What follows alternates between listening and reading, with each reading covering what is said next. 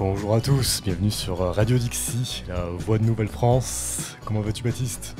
Salut les gars, salut, ça va très bien.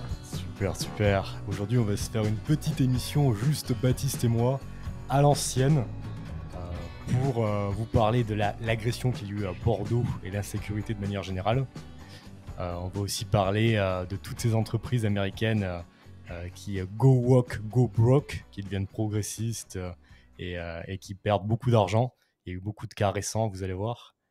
On va aussi vous parler de cette chose très rigolote des musulmans contre les LGBT dans beaucoup d'endroits d'Occident, même en France, au Canada, aux États-Unis, on voit des confrontations entre LGBT et musulmans. Et puis, on va aussi vous parler d'un projet de loi et d'un rapport parlementaire de la République socialiste.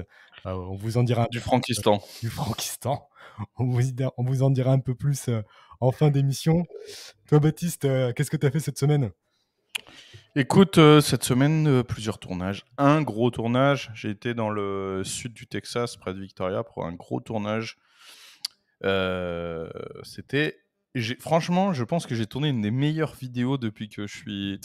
En fait, tu sais, j'en suis arrivé à un point, j'ai tourné tellement de vidéos, parce que j'ai tourné énormément des vidéos. J'ai été très, très prolifique ces 3 dernières années, donc j'ai tourné énormément de vidéos. J'en dois être à 150 tournages, un truc comme ça, tu vois. Donc, ça commence à être...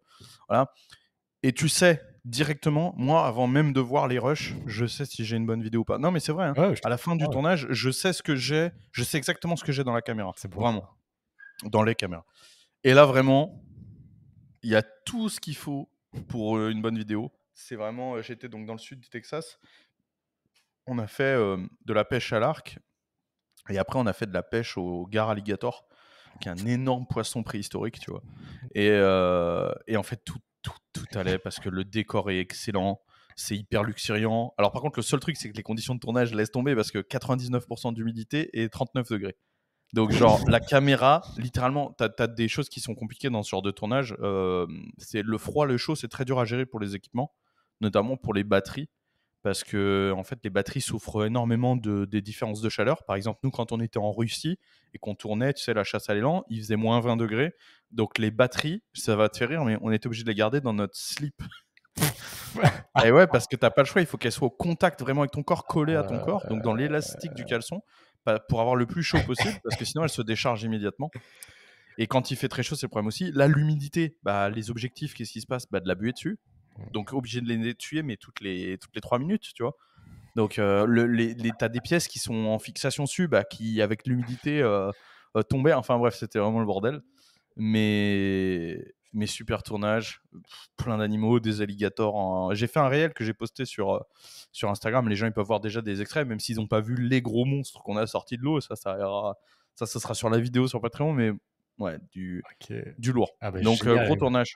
Grosse anecdote, la batterie dans le slip. C'est quoi les top éléments pour une vidéo réussie ? C'est d'avoir la batterie dans le slip, c'est le premier. En fait, les top éléments pour une vidéo réussie, en fait, je sais pas s'il y a de secret, mais ça dépend. Mais en fait, tu sais ce que tu as en termes de contenu, en termes de rebondissement, etc. Tu vois, typiquement, par exemple, tu vois, il y a un truc, le gar alligator, comme je t'ai dit, c'est un poisson très impressionnant, très, très visuel. Donc ça, déjà, c'est top. Si tu sais que tu en sors un gros, déjà, tu vas être content. Parce que rien que ça, à l'image, ça tue. Un poisson qui a une super grosse gueule avec des dents, des machins, et qui en plus est très gros, c'est top. Et par exemple, j'en ai raté un. Tu vois, c'est-à-dire qu'en fait, il y en a un, je l'ai eu, j'ai tiré, machin, je me suis battu avec lui, et il est sorti de l'eau et il a lâché l'hameçon. Et ça, bon, si après t'en as pas d'autres, c'est la merde, parce que t'en rates un et c'est tout. Mais si après t'en fais un, comme ce que j'ai fait, c'est le top pour une vidéo. Parce que t'as d'abord une occasion ratée, et ensuite une occasion réussie, tu vois, donc ça fait des moments de haut et de bas, tu vois, c'est ce genre de truc qui est bien. Il y a une histoire.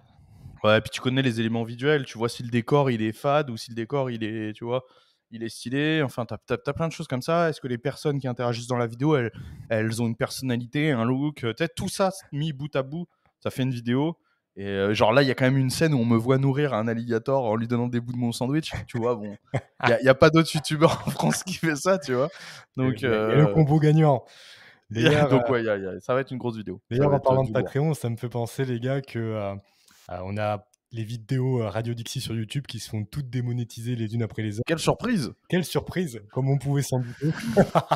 Les mecs, ils parlent de mecs qui sont calibrés H24 et après, oh ouais, c'est démonétisé.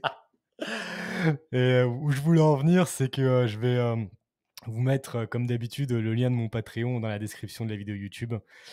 Comme ça, si vous voulez aller soutenir l'émission, ça vous permet de la soutenir et en même temps d'avoir accès au format audio podcast qui peut être agréable de chaque émission Ouais, en sans avant-première. pub. Et en plus de contenu exclusif sur ma vie au Canada, des articles que Et- j'écris, etc. Pour soutenir, si vous avez envie de soutenir Radio Dixie, je rappelle, et c'est Papa Cito qui m'a dit ça, j'en ai parlé avec lui il y a 2 jours, et il m'a dit c'est bien de rappeler ça aux gens, donc je le refais, qu'on n'a rien à gagner à faire cette émission, encore une fois, parce que c'est vrai que c'est important. Pour moi, c'est évident, mais c'est vrai que les gens, je pense que c'est pas forcément évident. On a vraiment tout à perdre à faire cette émission parce qu'en fait, on s'expose à des poursuites, etc. Et on gagne 0 € et même on dépense de l'argent, en fait. Donc, c'est-à-dire que l'argent qui est généré par la chaîne, il y en a un petit peu, il n'est pas du tout suffisant pour rembourser le matériel. Moi, je fais 1h30 de route pour venir ici, par exemple, donc toutes les semaines, ça fait 3 heures aller-retour. Enfin, vous imaginez bien que toutes ces choses-là, voilà, c'est plus les risques qu'on prend, entre guillemets. Donc, on le fait vraiment par passion, entre guillemets, de Guise et moi, et puis pour pouvoir s'exprimer, tout ça. Tout à fait. Donc, Et si puis, vous avez l'occasion de soutenir en retour, notamment le Guise qui travaille beaucoup sur les plans des émissions, etc., ben voilà, c'est une bonne occasion de le faire. j'ai vu aussi que tu avais partagé une petite story aujourd'hui par rapport à que si l'État Ah, avait capitalisé comme le C'est Sénat. pas moi qui le dis, hein. Ah T'as remarqué, ça vient pas de moi. oui, oui, Ça vient de l'institut, j'ai oublié le nom. Molinari. Institut Voilà, Molinari. donc ça ne vient pas de moi, mais comme quoi, même eux sont forcés de constater que la retraite par capitalisation, c'est mieux. Ouais, bah pour Ok, vous on donner l'a dit l'info, les gars, ceux qui l'ont pas On l'a dit vu, dans un des premiers épisodes de Radio Dixie, je me demande même si c'était pas le premier. ouais, je pense que ouais. Si l'État avait capitalisé comme le Sénat, il aurait économisé 433 milliards d'euros sur 15 ans et réduit son déficit de 30%. Le Sénat économise 13% de ses dépenses grâce à la retraite par capitalisation. Eh ouais, Il n'y a pas de secret. De toute façon, ouais, c'est incroyable. dès que vous utilisez l'idéologie marxiste pour faire fonctionner un processus, une société, ça perd de la valeur. Non, mais c'est intéressant quand même parce que ça prouve que statistiquement, c'est quand même comment une garant d'une économie, d'un développement économique. Tu vois, c'est fou quand même. Ah ouais, ouais. C'est même au sein, dans le microcosme d'une institution. Ouais, c'est incroyable que le Sénat ait le droit d'avoir une retraite par capitalisation et pas les citoyens français. Oui, oui, on sait pas pourquoi, tu sais. Eux, non. Non, eux, c'est pour eux. D'accord. Vous, c'est pour les autres. Exactement. Est-ce que toi, tu voulais rajouter autre chose? Je sais que, mec, tu Bah, as lancé on ton peut. site sur la chasse au Texas. Oui, oui, c'est vrai. Bon, après, je crois d'autres occasions d'en parler. Peut-être que les gens, ils veulent qu'on passe un peu au sujet d'actu, mais c'est vrai qu'on a beaucoup développé chasseautexas.com. Toutes les activités dont je vous parle, chasse, pêche, etc., vous pouvez venir les faire avec moi en passant par chasseautexas.com. J'ai tout un réseau de guides et tout, et aujourd'hui, on rajoute tous les jours des activités possibles sur le site. Je me fais des réseaux et j'embauche je fais des partenariats avec des guides pour qu'ils travaillent justement pour chasseautexas.com. Donc, c'est des guides ou même des mecs qui sont pas guides à la base, mais qui sont juste des passionnés et C'est bon, ça. qui deviennent guides pour les Français, pour chasseautexas.com. Donc voilà, vous pouvez venir faire tout ça avec moi. Vous allez sur le site ou vous nous écrivez sur contact@chasseautexas.com. Parfait. Voilà. Tu nous en diras un peu plus par la suite. Écoutez, le premier sujet, les gars, c'est un truc horrible, évidemment, comme on en voit tous les jours en France. J'imagine que vous avez tous vu... Horrible. Il y a des grands-mères qui volent, c'est horrible. Bah ouais, sincèrement, c'est... La grand-mère volante. Putain, quel enfer. Qui a vu la grand-mère volante et la...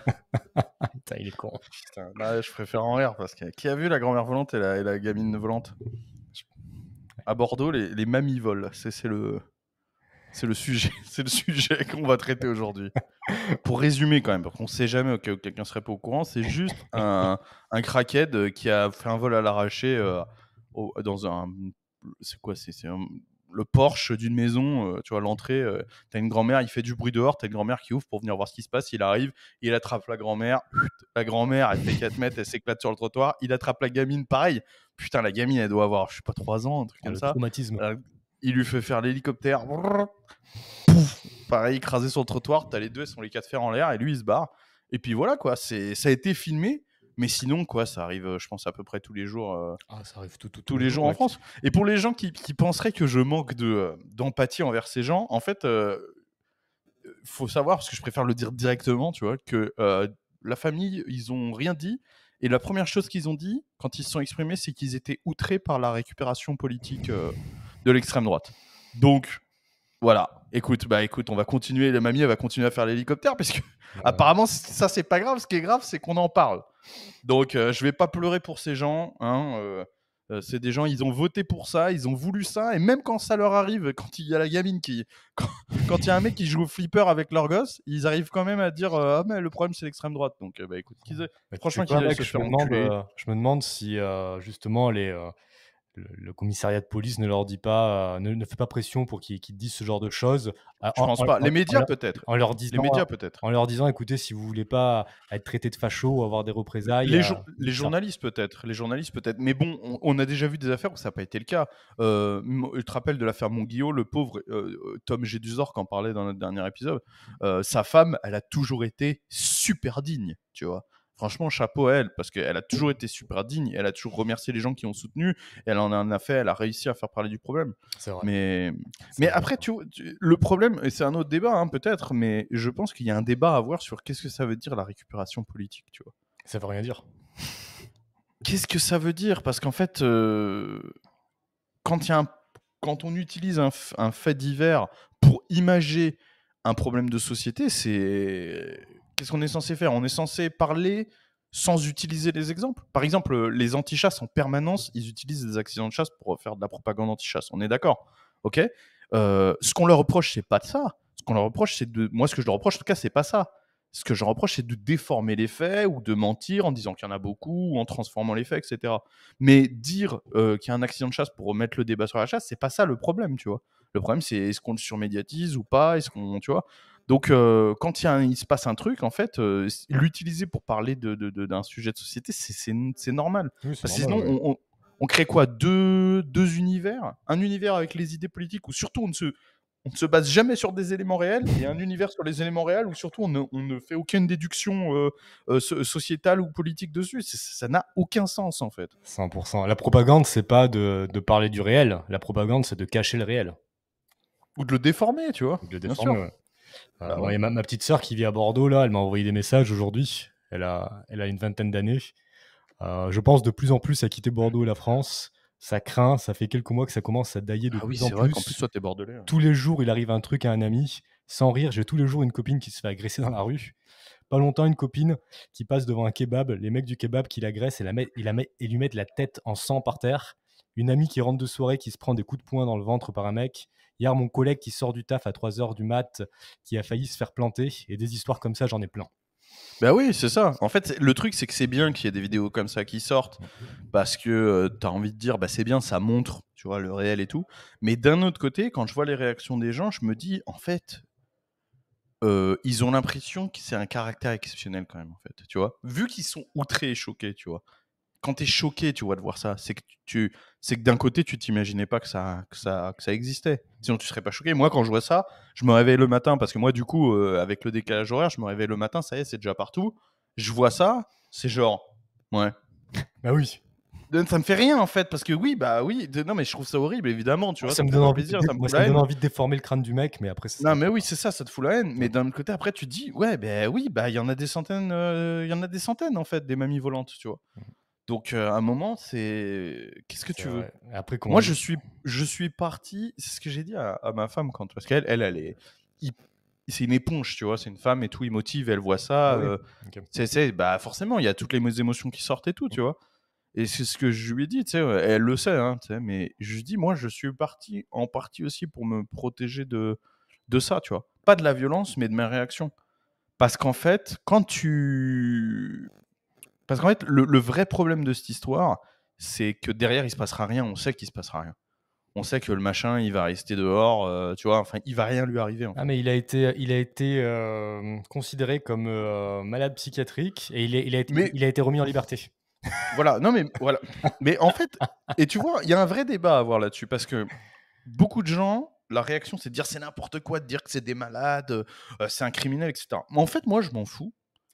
Peut-être que c'est un malade. Moi, je crois pas. Je pense que le mal existe. Je pense qu'il y a des gens qui sont mauvais, etc., que le mal existe et qu'il faut le combattre. Mais il y a évidemment des gens aussi qui ont des problèmes mentaux. Ça existe aussi, évidemment. Le problème, c'est pas ça. En fait, le problème, c'est pas ce que eux méritent. Le problème, c'est que c'est mon chien est malade. Partons de ce principe-là. J'ai un chien, il est fou. Il arrête pas d'aller chez la voisine et de mordre ses gosses. Est-ce qu'il faut continuer à le laisser mordre les gosses parce qu'il est malade et que c'est pas de sa faute? Ou est-ce qu'il faut soit le piquer, soit le mettre en cage? Parce qu'en fait, le problème, c'est pas qu'il soit fou. Le problème, c'est qu'il est fou. Cela, si être fou ou malade le pousse à avoir le même comportement qu'un criminel et être tout aussi dangereux qu'un criminel, alors il faut adopter des solutions pour protéger les gens. Point. Oui, tout simple. Tout à fait. Qu'il le mérite ou qu'il ne le mérite pas, pour moi, le problème n'est pas là. Le problème, c'est les gens. C'est ça, en fait. Oui, mon chien, il mérite pas d'être piqué. Le pauvre, il est fou, il est malade. Mais et alors donc quoi, on le laisse? Parce que là, c'est ce qui se passe. Là, comme tu as dit, il a été diagnostiqué malade. Ça, c'est la première partie. On garde pas, peu importe. La deuxième partie, il a été remis en liberté. C'est là où ça va pas. Il y a Kenneth Starr Il a qui nous dit le mec a été transféré en psychiatrie, pour être plus précis. Donc il est pas en garde à vue, quoi. Il est pas. Mais qu'est-ce que ça est-ce qu'au final, ça va être une remise en liberté ou pas? Parce que c'est ça le vrai problème, tu vois. C'est ça le vrai problème. Et moi, je suis parti en partie pour me protéger ça parce qu'un jour, quand t'es comme ça, t'en peux plus. Un jour, tu sors et tu commences à faire des trucs de fou. Tu vois. Ah, c'est sûr, tu sais, t'emmagasines, puis un jour, ça arrive à un proche ou quoi, ou c'est le truc de trop et tu commences à faire des trucs de fou, plus du tout catholique. Et moi, non, mais c'est ça. Et voilà, il faut un moment, tu vois. Et tu sais, et même quand t'es videur, tu sais, quand t'es au contact de la rue comme ça, ou certains policiers et tout, à un moment, c'est pareil. Tu le sens que dans ton comportement, dans la façon dont tu commences à traiter avec les gens comme ça, avec les sales types, tu commences tu vois, à aller trop loin, à être trop, parce que tu as trop pris, et tu sais qu'à ce moment-là, il faut que tu fasses une pause, tu vois. Ouais, il y a beaucoup de gendarmes qui en parlent de ce phénomène-là. Mais oui, mais mec, tu commences à développer de la haine, et la haine, c'est mauvais, hein, faut pas se leurrer. Hein. Moi, ça peut être con, mais tu sais, l'Église a raison. Il faut essayer de se protéger au maximum de la haine. La haine. Et c'est quelque chose qui peut grandir en chacun d'entre nous, légitimement, mais il faut la combattre. Et des fois, moi, je peux l'avouer, des fois, je suis pas assez fort pour m'en protéger, tu vois. C'est bien. Donc, j'ai pris cette décision en partie pour ça. On n'est pas des dieux, on n'est pas parfait. La haine, par contre, on peut la laisser aux communistes qui détestent les riches. Oui, voilà, Oui, de la haine une comme vraie ça, ouais. haine Non, mais ou irrationnelle. comme la haine, il y a beaucoup de gens qui ont de la haine des Français hein, et qui vivent en France, hein, on va pas se mentir, hein, c'est la vérité. C'est vrai, c'est vrai. Continuez à voter pour des. Alors, pour- qu'a dit le fameux maire de Bordeaux? Ouais, je vais vous le mettre tout de suite, juste après, mais j'allais vous dire, continuez à voter pour des socialistes, pour de la redistribution en masse, et vous allez continuer à attirer toutes les pires merdes de ce monde. Ouais. Je vous l'ai déjà dit lors d'une émission précédente, mais prenez Mamadou et Rokada. Rokada, si elle veut créer son entreprise, si elle veut travailler, si elle veut grandir, elle va aller au Texas, elle va aller au Tennessee, elle va aller dans des endroits où il y a des opportunités. Mamadou, s'il veut rien branler de sa vie, il va aller en France, tout simplement. Ouais, c'est vrai. Alors, je vais vous mettre ça tout de suite. Bon, les gars, D'ailleurs, Bordeaux, 80% de vote pour Macron, il me semble, dans les élections. c'est n'importe quoi. Attends, Alors, un peuple a le gouvernement qu'il mérite, et a ce qu'il mérite au final. c'est ça. Alors les gars, je vous conseille de tendre l'oreille et de bien monter le son parce que Parce que le maire de Bordeaux, il fait pas autant d'efforts que nous pour avoir une carte son, un micro de bonne qualité, etc. exactement. Il est avec l'argent public, mais pourtant, il prend quand même du matériel AliExpress. On sait pas pourquoi. Vous allez voir que son son est horrible. Hein. Grave, putain, BFM TV, un effort, quoi. Merde. Mais là, c'est le Putain, micro, avec le but. c'est le micro de la ville, je pense. Mais je vous envoie ça tout de suite. Et sérieux, la ville de Bordeaux, il se passe quoi? Elles sont un grave déficit ou quoi pour avoir le micro? Il a le micro Wish directement branché au PC sans carte son. Il est avec des écouteurs iPhone, en fait. Il est trop occupé à envoyer des bacs à compost à tous les Bordelais hein, pour s'occuper de son Putain. son. Allez sur le Patreon du maire de Bordeaux, soutenez-le pour acheter un micro. Soutenez le maire de Bordeaux. Putain, non, il vous prend déjà assez de fric, les gars. Putain, regarde-moi cette tête de concombre qu'il a déjà. Tu sais que quand il va ouvrir la bouche, ça va pas aller, tu vois. Ah, mais rien que physiquement, ça se voit que c'est une merde. Bon, je vous bats. Non, mais là, tu vois, t'es allé trop loin. Là, Non. on va pas pouvoir le mettre dans la rediff, tu l'insultes directement. Si, je le mettrai dans la Tu rediff. te laisses dépasser par tes émotions. Bon, dis-moi si t'entends bien, sinon je monte le son. Et dès que t'as quelque chose à dire, n'hésite pas à le dire et je me pose. Je lèverai le doigt comme ça. Pas hurler avec les loups, je pense que c'est la solution de facilité. On va pas mettre donc par là. Et tiens, je pense à un instant précis, je vous dis ça, ce que dit Boris Cyrulnik, que dans cette salle, j'ai pu décorer la médaille de Bordeaux il y a quelques semaines, et Boris Cyrulnik dit quand on hurle avec les loups, on finit par se sentir loup. Et parfois, certaines réactions me font penser que Boris Cyrulnik a parfaitement raison dans ce diagnostic. Quand on hurle avec les loups, on finit par se sentir loup. En gros, si vous critiquez ce qui s'est passé, vous êtes d'extrême droite. Non, mais ouais, c'est ce qu'il faut comprendre. Mais c'est génial parce que tu sais bien que ma métaphore préférée, c'est la métaphore des loups et des moutons. Donc, le maire de Bordeaux, il image spéciale. Vraiment, cette métaphore, c'est que pour lui, n'existe dans ce monde que les loups et les moutons. Et je suis désolé de lui dire comment il s'appelle. Non, pardon, c'est pas ça qu'il faut. Je voulais dire le maire. Comment il s'appelle? Je vais te le dire tout de suite. Je sais même pas comment il s'appelle tellement. Bon, peu importe. Donc, monsieur le maire. Il s'appelle Pierre Humric. Et donc, ce qu'il faut dire à Pierre, c'est qu'un chien de berger, ça hurle avec les loups. Et en fait, nous, on est des chiens de berger, connard. Donc en fait, entre les moutons comme toi, qui attendons qu'on attrape leur grand-mère et qu'on leur fasse faire des triples saltos arrière, et les loups qui, eux, savent qu'ils arrivent dans un buffet à volonté, il y a nous, en fait, qui essayons d'être des chiens de berger. Et en fait, on est obligé de crier un peu pour éviter que les loups s'approchent trop. Et comme ils s'approchent quand même, parce que toi, connard, tu fais rien pour nous aider, bah, on est obligé de mordre. En fait, c'est ça la vraie métaphore, tu vois. Donc moi, je trouve qu'il a vraiment, typiquement, enfin, c'est vraiment un bel exemple ce qu'il a dit, tu vois. Dans sa tête, dans la tête de ces gens, il n'y a que les loups et les moutons. Et mais moi, je le dis, refusons d'être des moutons, refusons d'être des loups, c'est ce qu'on vous parlait tout à l'heure vis-à-vis de la haine, mais soyez des putains de chiens de berger. C'est beau, c'est très très beau. Lui, c'est un petit agneau. S'il n'était pas à son poste... C'est un vieux mouton pourri, ouais. C'est un petit vieux mouton pourri. S'il n'était pas à son poste de fonctionnaire, je peux te dire qu'il ne serait pas grand-chose dans une société avec des vraies valeurs. Comme le dit Papacito, c'est l'inversion des valeurs. On se retrouve avec des merdes comme ça à la tête de grandes villes alors qu'ils devraient être en train de nettoyer le caniveau. T'es maleux, on dirait Harry Potter sous chimiothérapie. C'est vraiment, putain, c'est terrible quand même. Il a vraiment, quand on parle du physique des idées, des fois quand même les mecs ils nous aident beaucoup. Ah mais c'est clair et net, mec. Lui, ça fait 15 ans qu'il a pas fait une pompe. Hein. S'il en a déjà fait une dans sa vie. Si, il pompe, t'inquiète, il pompe. Ah là là, regarde, il regarde même pas les gens dans là, ça y est, la chaîne Twitch qui va sauter, ça va trop loin. Il regarde même pas les journalistes dans les yeux, regarde, il a la tête baissée, je te le remets. Je ne hurlerai pas avec les loups ce matin, je ne chercherai pas des boucs émissaires. Les réponses à apporter, disais-je, sont compliquées, sont complexes. À Bordeaux, oui, c'est compliqué. Nous y travaillons sérieusement. Depuis que je suis élu maire, j'ai souhaité travailler en bonne intelligence avec tous les interlocuteurs en charge de la sécurité et de la tranquillité publique pour arriver à un continuum de sécurité où on peut travailler en bonne intelligence. Chacun prend ses responsabilités pour assurer à nos concitoyens la sécurité à laquelle ils ont droit. Croyez-moi, c'est un souci constant et je n'attends pas ce type d'événement. Très bien. Ils ont droit à la sécurité. Vous allez voir dans quelques instants que depuis qu'il est au pouvoir à Bordeaux, la sécurité a explosé. Et c'est des médias totalement neutres qui en parlent. Je vais pouvoir vous partager ça. Oui, mais il parle en bonne intelligence avec tous les acteurs de la tranquillité publique. Je le cite. Donc ça va, ça me rassure. Je retire tout ce que j'ai dit. Je croyais qu'il était dans l'inaction totale, mais pas du tout, puisqu'il parle en toute intelligence avec les acteurs de la tranquillité publique.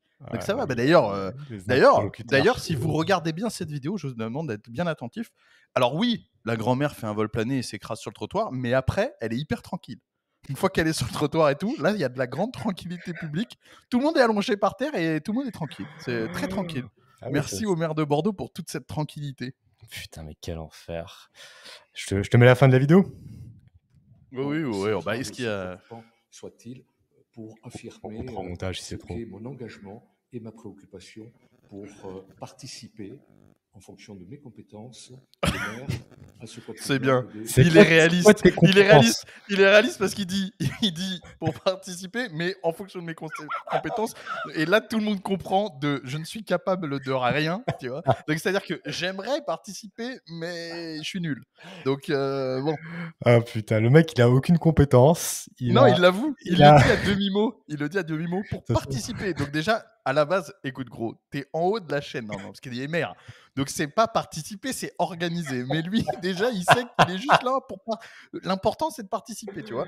Mais il sait que, tu sais, quand comme tu fais les équipes de foot quand t'es petit, tu sais, lui, c'est même pas le goal ou quoi. C'est vraiment, il est sur le banc de touche, C'est un quel enfer. sur le côté. Mais quand même, à la fin, tu sais, si on gagne ou on perd, tu vois, il va tenir la coupe un peu, il peut la toucher un peu. Il apporte les oranges.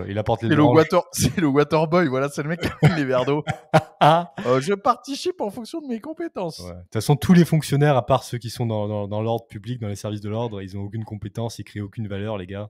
Ils ont un monopole dans le business d'extorsion d'argent.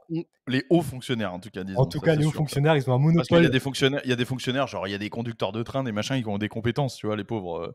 Mais les hauts fonctionnaires, oui, c'est évidemment là la bureaucratie du fonctionnariat, c'est lamentable. Les hauts fonctionnaires, ils ont un monopole dans. Ils ont des masters de branlette. Bon, lui, il a un doctorat, mais. Ils ont un monopole dans le business d'extorsion d'argent. Ils arrivent quand même à être en faillite et à pas assurer votre sécurité. Les grosses merdes. Ouais, mais en fonction de ses compétences. Et de tranquillité publique. Ah, retranquillité publique. Ce que je voulais vous dire en vous disant de façon très solennelle, c'est que Dodeline et tout. Commenter des réactions qui non seulement sont indécentes. Putain, la façon dont il le dit, c'est insupportable. Il est insupportable.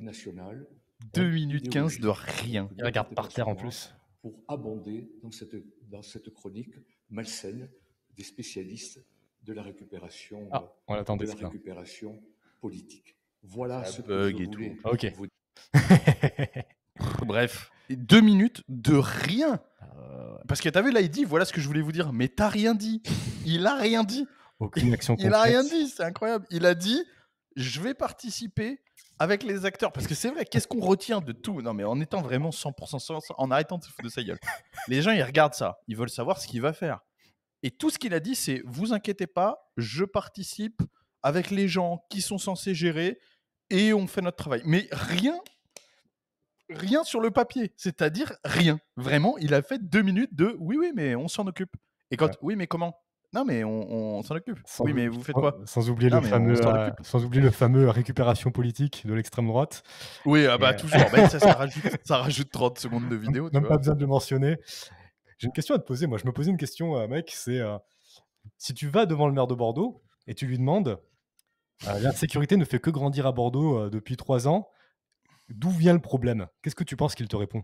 Mais il va botter en touche, il va dire des trucs. Tu sais, il va faire un discours où, pareil, il va te faire 3 minutes de rien. Putain. Disons que dans la société évolutive dans laquelle la communauté bordelaise s'inscrit, les facteurs multiples sont assez convergents vers une augmentation globale de certains risques qui pourraient troubler la tranquillité publique. Mais tous les acteurs prépondérants à cette sécurité sont ensemble, travaillant à des réponses plus complexes que ce que vous voyez. Voilà. Mais je te le fais, hein. C'est exactement ce qu'il va te répondre. Rien. Et maintenant, rien. Et maintenant, moi, je t'improvise, mais lui, il a le temps d'écrire son truc, chiader, etc. Il va te faire 25 lignes de rien.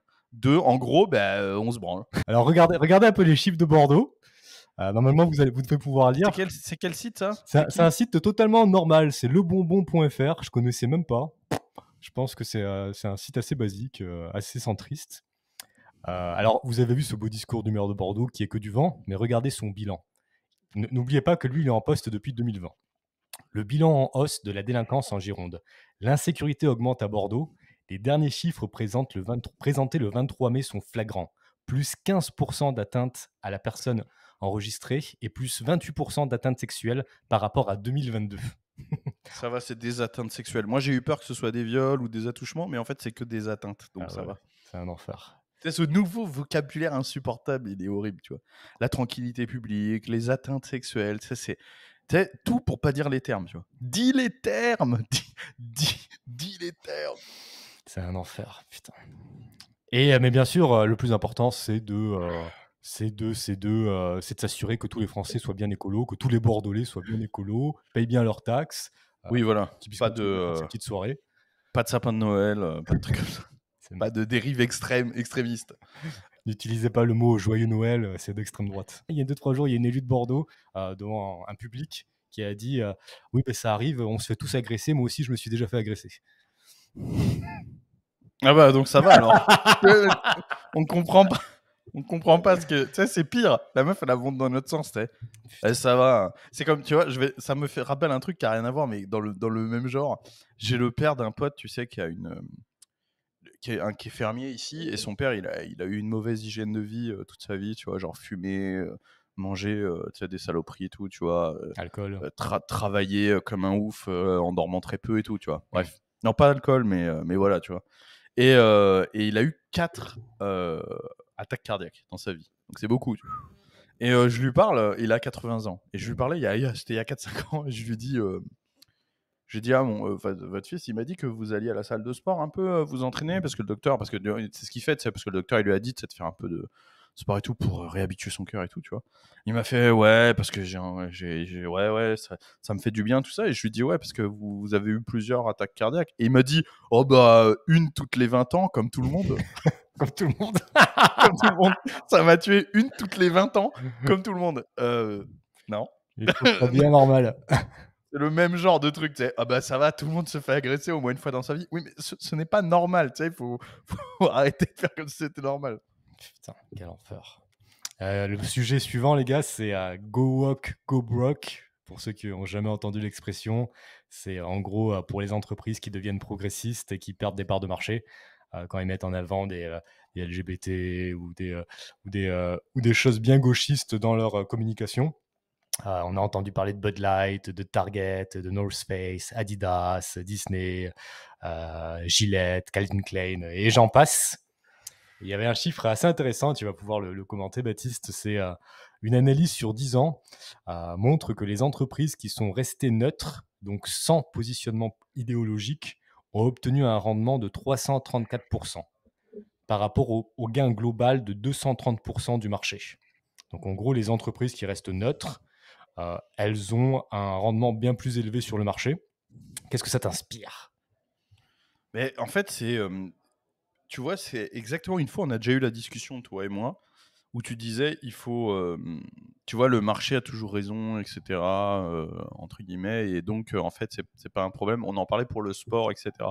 Mais c'est la preuve qu'il y a des gens qui sont prêts à sacrifier idéologiquement, finalement, parce que c'est un sacrifice idéologique. Parce que je me suis demandé pendant longtemps, qu'est-ce qu'ils avaient à gagner, ces gens-là ? Parce que, bon, prenons l'exemple, les 2 derniers gros exemples, Bud Light, Target. Ça s'est passé à quelques mois de différence. Bud Light, qui est la bière light la plus vendue, qui était la bière light la plus vendue aux États-Unis, et notamment la bière la plus bue par les Hispano-Américains, qui sont en grande majorité catholiques. Et donc, pardon, parce que je bois de l'eau gazeuse. Et donc, majoritairement opposés aux dérives transsexuelles, LGBT, blablabla. Ok ? Ils ont décidé, parce que c'est une grosse boîte, ça se décide pas comme ça. Il y a un conseil tu vois, il y a eu un conseil qui s'est réuni et il y a quelqu'un qui a pris une décision en matière de communication qui est d'utiliser un transsexuel comme égérie, tu vois, de la marque, etc. Donc ça s'est fait. Il y a plusieurs mecs qui étaient d'accord, etc. Je pense pas qu'il y ait un seul mec dans le lot qui soit assez incompétent pour croire que ça allait faire augmenter les ventes, tu vois. Ouais, bah, Tout le monde savait, parce qu'ils connaissent leur marché, ils connaissent forcément, ils ont fait une étude de marché, ils savent, tu vois. Faut pas croire que c'est des bleus, les mecs, ils sont à la tête d'entreprises qui engrangent des millions, tu vois. Ils ont quand même dans les commentaires, il y a quelqu'un qui parle du score ESG. Ça, je pense que ça a quand même un impact conséquent pour avoir accès à du financement. Donc, alors voilà, justement, on va y venir, tu vas m'expliquer ça justement. Bon, donc eux, ils font énorme dégringolade, on est d'accord. Hein. Tu dois avoir les chiffres, je pense. Je sais plus combien ils ont perdu. Ne serait-ce que, je pense que c'est bien de donner une idée de temps. Donc Bud Light, les actions d'Anheuser-Busch, propriétaire de Bud Light, ne faisaient qu'augmenter depuis 2 ans. Mais Bud Light a choisi comme ambassadeur un travesti, un transsexuel spécialisé dans les parodies de petites filles. Et leurs actions ont perdu 17,5% de valeur en 1 mois. Et depuis, c'est descendu à 25 et à 30%. Donc ça fait que des. Et attends, parce que les gens ne savent pas, mais Anheuser-Busch, ils ont d'autres marques. Ils ont notamment Busch Light, qui est une marque que moi je consomme énormément, qui elle par contre est sur une imagerie à l'opposé. Busch Light, c'est la bière des rednecks, ils font des t-shirts avec des mecs qui pêchent le bass et tout, tu vois. Non mais donc c'est pour te dire qu'il y a quand même les gens, quand ils ont arrêté de consommer Bud Light, qu'est-ce qu'ils ont fait? Ils se sont tournés vers Coors Light ou Busch Light. Donc il y a quand même une part des gens qui ont arrêté de boire Bud Light qui sont quand même restés dans le même groupe, entre guillemets. Donc ça a quand même sauvé un petit peu, c'est-à-dire que ça aurait pu être pire. Parce que si ce groupe n'avait que Bud Light, ils auraient certainement coulé, tu vois. Ils auraient certainement coulé. Et ça a eu un impact aussi sur la vente des autres bières, mais très très léger. Donc elles n'ont pas progressé. Ouais. Mais on est d'accord que ça aurait coulé si ça avait été juste Bud Light, effectivement. Donc prenons cet exemple. Eux, ils font ça très bien. Ça a fait beaucoup de bruit. Ici, aux États-Unis, ça a fait énormément de bruit. J'en ai entendu parler partout. Moi, pour être très honnête, je n'ai même pas vu une seule pub Bud Light avec ce mec. C'est-à-dire que je ne sais même pas à quoi il ressemble, rien. Simplement, j'en ai tellement entendu parler ici. Et puis les rayons, j'avais fait des stories où je montrais les rayons au supermarché, gros. C'est hallucinant. Hein. Tu vois toutes les rayons de bière qui sont bien entamés et tout. Surtout en ce moment, il fait très très chaud. Donc les bières light, ça part à fond. Et tu vois Bud Light, tous les rayons sont pleins à craquer. Il n'y a pas une bière qui est achetée. Et donc bref. Donc il y a ça qui se passe. Quelques mois après, Target, qui est... comment expliquer ce que c'est Target? Target, c'est un type de supermarché ici, bobo un peu, tu vois. Généralement, c'est beaucoup pour les filles. Moi, je sais que ma femme, elle aimait beaucoup Target parce qu'ils proposent plein de produits de beauté, plein de saloperies, des compléments alimentaires pour la peau, les cheveux, des conneries comme ça. Moi, je détestais ce magasin avant même qu'il fasse quoi que ce soit, tu vois. Et je lui disais tout le temps, quand je devais l'amener là-bas et tout, à chaque fois, j'étais là genre, putain, qu'est-ce que je fous là, quoi. C'est pour la ménagère. Ouais. Et ben, ils ont fait un truc pareil pendant le mois LGBT, je sais pas quoi là. Pareil, même stratégie. Et là, tu te dis, mais attends, comment c'est possible quand tu as l'exemple de Bud Light quelques temps avant? Alors, tu vas me dire, Target, c'est pas la même cible. Je suis d'accord. Mais ça n'empêche que, comme tu l'as dit, c'est la ménagère, tu vois. Donc, ça reste quand même des mères de famille, etc. Je sais pas comment ça s'est passé dans les États du Nord, mais dans les États du Sud, il y a eu un énorme boycott de Target, tu vois. Donc, tout ça est à prévoir. Alors moi, oui, alors je suis pas au courant de ce que tu disais là. Moi, j'avoue que je me demande fortement qu'est-ce que ces gens ont à gagner. Ils ont forcément un truc à gagner à le faire. Alors, qu'est-ce que ce serait ta réponse? Ouais, bah je vais vous donner ma réponse tout de suite. Premièrement, je vais commencer par vous imaginer un peu tout ça et puis vous donner un peu plus de détails sur Target, ce que vient de dire Baptiste, pour pas qu'on y revienne trop tard. Donc ça, c'est les publicités que faisait Bud Light. Et c'est à cause de ça qu'ils ont eu un gros problème. Alors moi, oh là là, mon Dieu. Moi, je tiens à préciser quelque chose, c'est que franchement, un adulte qui veut changer de sexe et qui reste dans son coin et qui fait chier personne, moi, j'en ai rien à faire. Genre, il fait ce qu'il veut de son corps, puis basta. Ouais, mais là, le problème n'est pas là. Le problème, il est autre part, dans l'idéologie, etc. Mais vous le savez déjà tous. En fait, moi, je pense que dans la nature, il y a de tout, les gars, mais ça reste des toutes petites exceptions. Il y a des gens des bébés qui naissent avec 2 têtes. Il y a des bébés qui naissent avec 3 doigts. Il y a vraiment de tout, mais ça reste des exceptions. Oui, mais ça reste des handicaps. Donc pour toi, ça veut dire quand même que le problème d'identité... Est-ce que tu penses que le complexe d'identité comme ils ont, c'est un handicap, c'est-à-dire un trouble? En fait, il y a des études... Pour moi, oui. Hein, moi, j'essaie de prendre du recul sur la question. Je pense que ça reste des exceptions. Et il y a des études qui montrent qu'il y a vraiment des différences entre les cerveaux d'hommes et les cerveaux de femmes. Et qu'il y a des exceptions, encore une fois, où il y a des hommes qui naissent avec des cerveaux de femmes, par exemple. Le problème... Le maire de Bordeaux. Putain.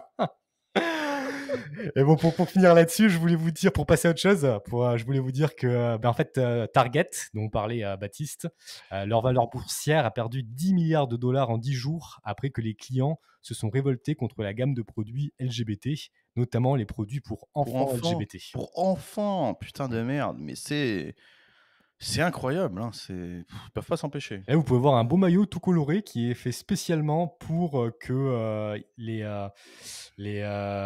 hommes ou les trans puissent cacher leur sexe en utilisant des maillots de femmes. Et le problème, en fait, c'est qu'ils mettaient ça à l'avant de leur magasin. Ils en faisaient la promotion à fond. Et puis les ménagères américaines, elles se sont dit ça va trop loin, c'est quoi ce bordel? Et elles ont décidé de boycotter Target. Déjà, quand on commence à parler de cacher les sexes, etc., sur des produits pour enfants et tout, déjà, il y a tout qui est malsain. Il n'y a rien qui va, tu vois. Le problème, il est là. Il n'y a rien qui va. C'est vraiment... Putain, les commentaires. Ouais, on lit pas le chat. Heureusement, le chat, il n'est pas dans les rediffs parce qu'il y en a certains... Et donc, écoutez, ce que je vous propose par rapport par rapport Et donc, c'est quoi pour toi la raison? Pourquoi ils font ça? je vais vous partager un réel que j'avais fait là-dessus. Ça va prendre 2 secondes. Putain, le Guise, il s'utilise lui-même pour. Ah ouais, parce que Il sinon, se en, cite en- lui-même en- en gros, et ça va il être, s'image avec ses propres vidéos. C'est magique. en gros, ça va être beaucoup mieux parce que, Ouvre pas des conversations privées. faut pas que je dise des conneries. Non, non, t'inquiète pas, gros, je fais attention. Alors, où est-ce que c'était ça? Go Woke, Go Broke. Klaus Schwab et son score ESG représenteront un tiers de tous les actifs sous gestion du monde d'ici 2 ans. Je vais te présenter comment Klaus crache ainsi sur ta liberté de choix et incite des entreprises à se plier aux normes ESG, via les États et des institutions telles que BlackRock, au lieu d'écouter ce que tu veux toi en tant que consommateur. Dans un marché libre, comme nous l'indique Van Mises, un chef d'entreprise est à la barre et dirige le navire. Mais il est tenu d'obéir aux ordres du capitaine, et le capitaine c'est toi, le consommateur. Toi, moi et les autres consommateurs émettons nos ordres par nos achats ou nos abstentions d'acheter. Et si un chef d'entreprise n'obéit pas strictement aux ordres du public, il fait faillite, perd sa position à la barre et est remplacé par d'autres entrepreneurs. Mais en réalité, notre marché est loin d'être libre. Et l'énorme quantité de monnaie que les banques centrales injectent dans les institutions financières transfère de vastes quantités de richesses du grand public vers ces institutions. Ces institutions sont donc beaucoup plus redevables à l'État et beaucoup moins redevables aux consommateurs pour leurs richesses. Il n'est donc pas étonnant qu'elles montent dans le train en marche de l'ESG étatique. Et ça signifie que les entreprises non financières doivent également suivre le programme ESG si elles veulent aussi maximiser leur accès au robinet d'argent des banques centrales. L'incitation pour les entreprises à faire du profit sur le marché en écoutant les consommateurs est progressivement remplacée par l'incitation à accéder au flux à cash des banques centrales en respectant les normes sociales de l'État. Dans un marché libre, c'est toi, moi et les autres individus qui décidons via nos achats. Dans un marché ultra régulé et à la botte des normes ESG, ce sont des politiques woke et une tête de gland germanique qui décident en partie. Est-ce que t'as compris? Bien sûr, bah oui, merci. À chaque fois, il me parle comme si c'était un. Est-ce que l'attardé de Redneck dans le fond a compris? Mais Là, non, mais non, j'ai parce que- compris. J'ai compris, mais est-ce qu'ils ont à gagner dans le sens où, d'accord, j'entends, mais est-ce que ça contrebalance Ah ben la preuve que l'effet de non. marché? La preuve que non. Ils ont testé. Ah non, La preuve que non, ils ont testé, Non. ils voulaient avoir accès à l'argent des banques centrales via les banques en respectant les scores USG, au financement, mais au final, c'est pas, ça leur fait perdre de l'argent. Donc aujourd'hui, on espère qu'ils vont arrêter, tout simplement. Ils ont pas l'air. Mais tu vois, par contre, il y a un phénomène qui est. J'en avais déjà parlé dans un autre épisode. Tu vois, ce phénomène de boycott ici, il est très présent. Et moi, je pense vraiment qu'en France, ce phénomène n'existe pas. Et il y a un exemple qui l'image, c'est Decathlon, par exemple. Je te rappelle, Decathlon, ils avaient eu un scandale quand ils ont fait des burkinis, tu te rappelles, des tenues islamiques pour le sport. Ils ont commencé à en commercialiser. Et majoritairement, le public français. Là, je parle pas de moi. Hein. Moi, je m'en branle, mais majoritairement, le public français est contre. Ok, les gens se sont assez indignés, etc. Mais par contre, ils n'ont pas perdu un point d'action, pas perdu de chiffre d'affaires, rien du tout. Alors que ça a été médiatisé. Il y a eu un débat dans le média public, c'est pas comme si c'était resté confidentiel. Tout le monde en a entendu parler, etc. Mais le public français ne se mobilise pas sur ce genre de truc. C'est étonnant, hein, parce que il faut bien comprendre que la majorité du public français, si vous prenez les droitards, plus les gauchistes qui sont en mode laïcité avant tout, tu vois, majoritairement, ces gens-là représentent une majeure partie de la population. C'est vrai, hein, c'est un fait. Et donc, il y a une majeure partie de la population qui est opposée aux burkinis dans les piscines, sur les plages, etc., aux tenues islamiques dans le sport. C'est le cas. C'est un fait avéré. Donc, logiquement, cette majeure partie de la population, je n'ai pas des chiffres en tête, mais je pense elle doit être répartie quand même dans toutes les catégories plus ou moins sociales qui font du sport. Il n'y a pas de raison que ce ne soit pas des gens qui consomment chez Decathlon. Je pense qu'il y a une bonne partie de ces gens-là qui consomment Decathlon. Pourtant, ils n'ont pas eu d'impact. Ils ont continué à aller chez Decathlon, tu vois. Il n'y a personne qui s'est mobilisé en disant on arrête Decathlon. Les Français, ils sont mous du genou. Déjà. Je pense que les Français ne boycottent pas. En plus de ça, depuis qu'ils sont tout petits, ils sont habitués à ce que ce soit l'État qui décide de tout. Et ils n'ont pas conscience que le marché, ça a un impact. Ils n'ont pas conscience qu'on peut voter avec ces dollars, tout simplement, avec ces euros. Avec ces euros. Je pense. Honnêtement, je pense, ouais.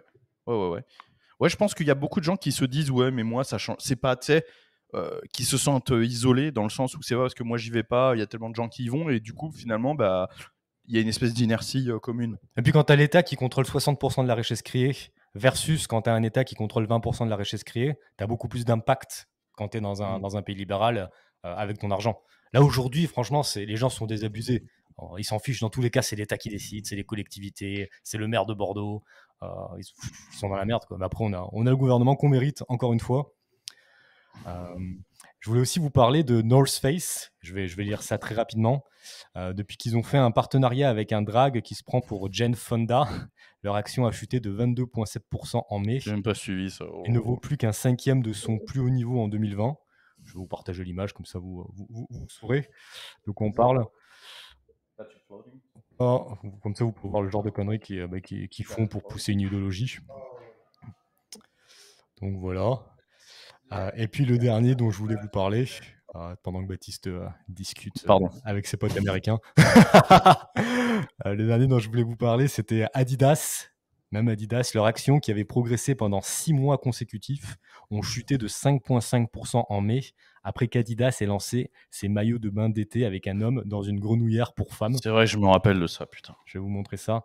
Mais ce que je comprends pas, en fait, c'est que en fait, c'est vraiment de la pure idéologie. Parce que regardez-moi ça, les gars. Genre, je veux dire, il y a rien d'esthétique. Ça ressemble à rien du tout. Genre, c'est pas de la communication, c'est pas de la pub, ça. C'est de l'idéologie, putain. Donc, c'était ça pour les exemples. Il y en a beaucoup, il y en a plein d'autres, les gars.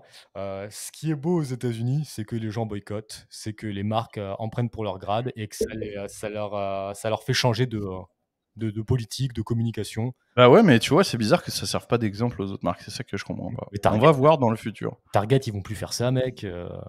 Bud Light, ils vont plus. Ils le feront plus. Je pense pas, mais d'autres vont suivre, d'autres vont continuer. La preuve, c'est que regarde, le meilleur exemple, c'est Disney. Disney, ça fait combien de photos qui se prennent et qui continuent? C'est vrai. Mais il y a eu quand même des actions qui ont été prises. Il y a eu pas mal de gens qui ont été virés à Disney. Je pense qu'ils ont envie de changer un peu. Cependant, au moins, ce qui est bien, c'est que dans un marché libre comme les États-Unis, elles en payent le prix. Oui, c'est vrai, c'est vrai. Bah, c'est l'avantage, oui, c'est un des gros avantages du marché libre. Hein. C'est pas la première fois qu'on le dit. Hein. Ouais. Sujet suivant. Nous assistons à un phénomène assez drôle. Les musulmans d'Occident sont à l'avant-garde d'un mouvement anti-propagande LGBT. Des manifestations menées par des parents musulmans ont éclaté à travers les États-Unis et le Canada contre les conseils scolaires qui souhaitent enseigner aux enfants des contenus LGBT. Qu'est-ce que ça t'inspire, Baptiste? Eh bien, en fait, de premier abord, on pourrait dire que c'est pas surprenant, évidemment, puisque on connaît l'idéologie islamique vis-à-vis des LGBT, etc. Hein. Tous les pays au monde qui ont les lois les plus restrictives, voire violentes envers la communauté LGBT sont des pays islamiques. Donc, on le sait. Ça fait des années qu'on dit qu'il y a une alliance malsaine, entre guillemets, qui est faite parce que les gauchistes défendent finalement leur propre bourreau. Hein.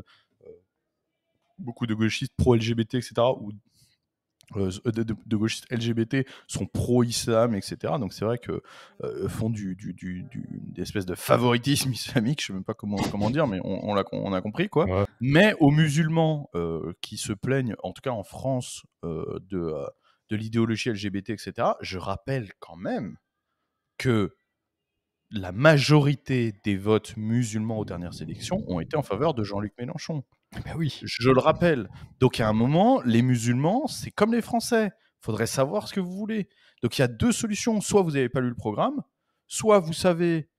En fait, il y a deux solutions. Pourquoi les musulmans en France ont massivement voté Jean-Luc Mélenchon? Parce que moi, à chaque fois que je parle des musulmans, j'en ai dans mes DM, parce que j'ai des musulmans qui me suivent, qui viennent se plaindre en disant « Ah, mais nous, c'est pas le problème, on a les mêmes valeurs que vous, blablabla. » Mais au sein de votre communauté, la majorité, c'est pas un petit peu, hein, on est proche des 70%, d'accord? Voire plus. J'ai Éric Zemmour qui donnait les chiffres la dernière fois chez Bruce Toussaint. Je sais, il parlait de 70 ou 80%. Donc quand même, ces gens-là votent pour Jean-Luc Mélenchon. Donc il y a deux solutions. Soit ils sont cons, ils votent, ils n'ont pas eu le programme. Soit ils votent pour Jean-Luc Mélenchon. Pourquoi? Parce qu'ils savent qu'il a une idéologie anti-France. D'accord? Qui prime pour eux. Après aussi, je pense qu'en France, les musulmans français, ça ne représente pas les musulmans du monde, je pense. Quand on voit... alors, je ne parle pas pour tous, hein, parce que moi, je juge chaque individu. Il y a plein de musulmans qui sont de très bonnes personnes. Est-ce qu'on a une statistique sur les votes des musulmans aux États-Unis, par exemple? Qui travaillent, etc. On va pouvoir regarder ça. Est-ce que tu peux regarder ça, qu'on voit un petit peu En France aussi, il faut savoir que les minorités sont surreprésentées, dont ceux qui touchent les aides sociales, dont ceux qui ont des logements sociaux. Et donc, ah ouais, mais bon, les gars, c'est prêt à payer. Et donc, c'est des gens qui votent à gauche pour le socialisme, pour plus de socialisme. Eh ben ouais, mais donc c'est le prêt à payer, les gars. Tu vois, à un moment, c'est comme ça. C'est que si vous voulez avoir votre destin en main et le destin de vos enfants, de l'éducation, etc., ne placez pas vos billes dans une économie socialiste. On va dire qu'on fait une fixette, mais on ne fait pas une fixette. Puisqu'à partir du moment où vous votez pour une politique qui donne du pouvoir à l'État, vous lui donnez aussi le pouvoir de décider ce qui sera inculqué à vos enfants, des valeurs générales qui sont suivies dans ce pays, etc. Donc, à un moment, les gars, si vous voulez être libre de vos choix et de ce que vos enfants vont être enseignés, etc., vous devez aussi prendre les responsabilités qui vont avec. Comme je le dis des centaines de fois, cette valeur, vous avez 2 jauges concomitantes qui sont la liberté et le confort. Soit vous prenez le confort en vous disant, ben voilà, c'est les aides sociales, la CAF, etc. Ces gens-là, ils vont me payer pour faire tous mes trucs. On va nous donner des terrains pour les mosquées. On va financer nos associations islamiques, etc. Mais il ne faut pas vous plaindre derrière quand c'est l'idéologie LGBT à outrance. Soit vous dites, on va se démerder tout seul, on va sortir les doigts du fion et on va faire vivre notre communauté par nous-mêmes. Mais par contre, on aura le choix de notre destin. C'est comme ça. Donc à un moment, moi, les musulmans, les gars, vous avez participé activement à ça. En tout cas, en Europe, c'est sûr et certain. Aux États-Unis, je ne sais pas, mais en Europe, c'est sûr et certain. Aux États-Unis, c'est plus mesuré. Il y a 35% des musulmans qui ont voté pour Trump. Ouais, mais donc, il y a quand même 65% qui ont voté pour Joe Biden. Ouais. Mais ce que je veux dire, c'est qu'en France. Les gars. Oui, mais après voter pour Joe Biden, c'est pas mesuré. Joe Biden, c'est pas voter Mélenchon non plus. Non, mais Joe Biden, c'est quand même. Et puis ce que je veux dire. Joe Biden, c'est quand même Kamala Harris, c'est quand même extrêmement pro-LGBT. À un moment, tout son mandat. Il y a loin de 35% des musulmans qui ont voté pour Zemmour ou Marine Le Pen. Alors qu'aux États-Unis, il y en a quand même 35% qui ont voté pour Trump. Je suis d'accord, C'est plus mesuré, mais ça n'empêche que la majorité, donc à un moment, c'est au sein de leur propre communauté qu'il faut se plaindre. Tout à fait. Les gars, tu vois. Et pour mesurer un peu tout ça, moi, sincèrement, je préfère un Mounir qui respecte la liberté individuelle, qui a sa famille, qui se lève pour bosser tous les matins, qui est peut-être agriculteur au Maroc ou je ne sais où, et qui, encore une fois, respecte la propriété privée et la liberté individuelle des autres. S'il est au Maroc, déjà, la question ne se pose même pas. Parce que nous, on parle des musulmans qui... Oui, mais il y a même des musulmans en France, ils ne sont pas en majorité, mais il y en a qui respectent la propriété privée, qui respectent plein de choses. Moi, je préfère un gars comme ça plutôt à un Robert qui est à la CGT, qui est un gros communiste qui veut prendre 70% de ton salaire. Mais encore une fois, oui, on préfère, mais le gros, c'est pas ça, d'accord ? Et j'utilise l'expression que j'utilise toujours, mais il y a des poissons volants. C'est pas le gros de ce qu'on trouve dans l'océan, d'accord ? Tout à fait. Donc, si la majorité des musulmans est comme ça, c'est comme la majorité des Français. Bah oui, il y a des Français qui se réveillent, qui se bougent. Il y a des Français qui regardent Radio Dixie tous les mardis, etc. Mais le gros des Français, ça reste des gros moutons socialistes et qui pleurent après quand leurs grands-mères font du rock acrobatique. Bah ouais, mais les gars, tu vois, c'est un moment, tu as ce pourquoi tu as payé.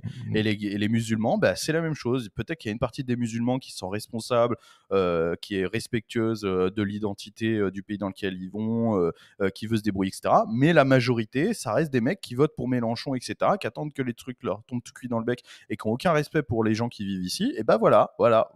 Vous pactisez avec le diable. Je suis désolé, mais c'est le cas, d'accord ? Les musulmans sont des gens qui fondamentalement croient au diable, d'accord ? On a des croyances diverses, mais ces gens croient au diable, d'accord ? Croient au mal.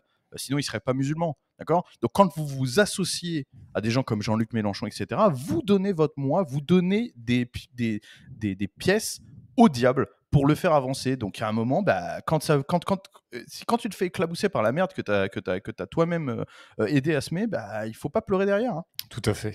Mais bon, on peut toujours jubiler du fait que de voir des gauchistes chialer parce que leur drapeau est pitiné par des musulmans, par les mecs qu'ils ont eux-mêmes protégés. C'est toujours rigolo, etc. Mais quand on prend un peu du recul et qu'on regarde ce que ça veut dire, c'est plus triste qu'autre chose. Ouais, j'avais vu un commentaire sur Instagram, LFI versus LFI. ouais, c'est terrible quand même. Et puis, moi, je veux finir là-dessus. C'est que je pense que il faut juger chaque individu. Sincèrement, les gars, la seule chose qui compte, c'est le comportement de chaque individu.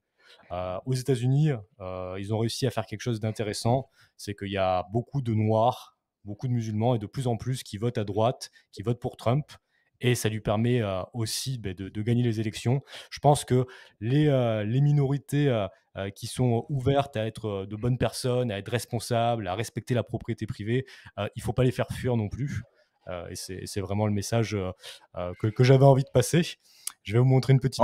Je pense que les Français, ils en sont plus à avoir la possibilité de choisir. C'est ça le débat aujourd'hui. C'est que moi, je je veux pas avoir à trier les grain-de-riz pour récupérer les quelques grain-de-riz dans le sac qui sont pas pourris, tu vois. Quand on me dit, parce qu'en gros, ton discours, c'est de dire il y en a des biens, tu vois. Ça revient à dire ça, il y en a des biens. Ah ouais. Sauf que, alors moi, je vais te faire un deal très simple, on m'a posé la question un jour. Tu as un enfant, d'accord? Imaginons que tu as un enfant, ok? Moi, je lui donne un sac de M&M's, un grand sac de M&M's, tu sais, les formats familiales, et dedans, il y en a un seul qui est empoisonné. S'il le mange, il meurt. Combien tu lui laisses manger de M&M's avant de lui dire d'arrêter? Ben, aucun. Mais la chose, c'est Aucun. que... Eh ben non, mais aucun. Ça veut dire que tu prends même pas le risque, même pour un ratio de 1/100. Alors pourquoi les Français devraient prendre le risque? Un M&M's, c'est pas un individu. Et puis, vous connaissez ma position sur l'immigration. Moi, je suis pour une immigration de sponsoring, donc très, très, très limitée. Mais ce que je veux dire, c'est qu'aujourd'hui, en France, c'est un fait. Il y a beaucoup de musulmans. Ils font beaucoup d'enfants. Ils vont faire partie d'une grosse partie de la démographie française. Et il faut convaincre les bons musulmans, les bonnes personnes de voter. Moi, je pense. De voter à droite. Ah oui, ça peut-être, mais ça, c'est évident, effectivement, ça, je pense que c'est évident. Mais je pense pas qu'on ait la capacité aujourd'hui de choisir ceux qui vont arriver, etc. Je pense que là, il faut stopper on est d'accord avec ça. Que le navire coule. C'est un sujet parallèle, mais on est d'accord avec ça. Donc, regardez quelques images là pendant qu'on finit ce sujet.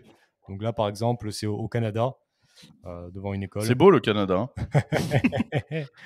Et puis ça fait plaisir, putain, ce pays dont on vous parlait, fondé par des trappeurs français et des natifs américains, des tribus indiennes, là on les reconnaît bien, hein, putain, là, grosse trappeuse, gros trappeur français, là pareil, là gros descendant acadien.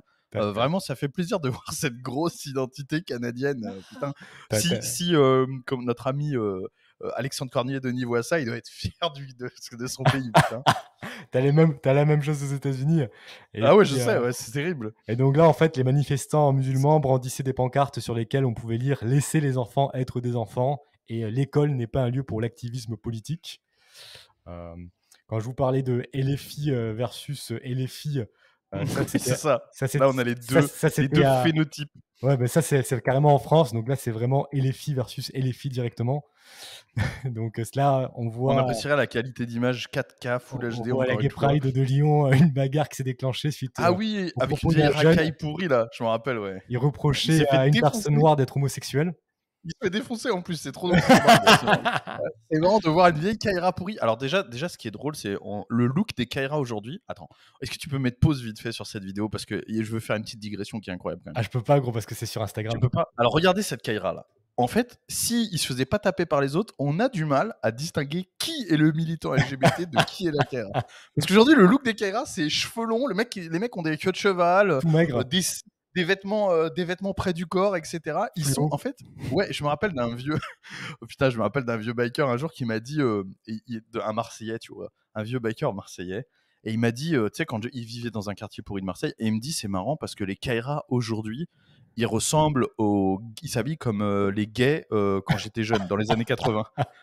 C'est énorme quand même, c'est vrai, tu vois. Genre lui, dans les années 80 et tout, genre les mauvais garçons, quoi, les racailles de l'époque, entre guillemets, mais c'était pas vraiment des racailles, mais tu vois, et tout, ils avaient un look bien particulier et tout. Et il dit, mais là, vraiment, le look de ceux qu'on appelait tapettes dans les années 80. Il y a Romain Duris dans les commentaires qui nous dit, elle se tire les cheveux. Ça m'étonnerait que ce soit le vrai Romain Duris. Mais... Non, c'est Romain Duris. Elle se tire les cheveux. Oui, c'est vrai.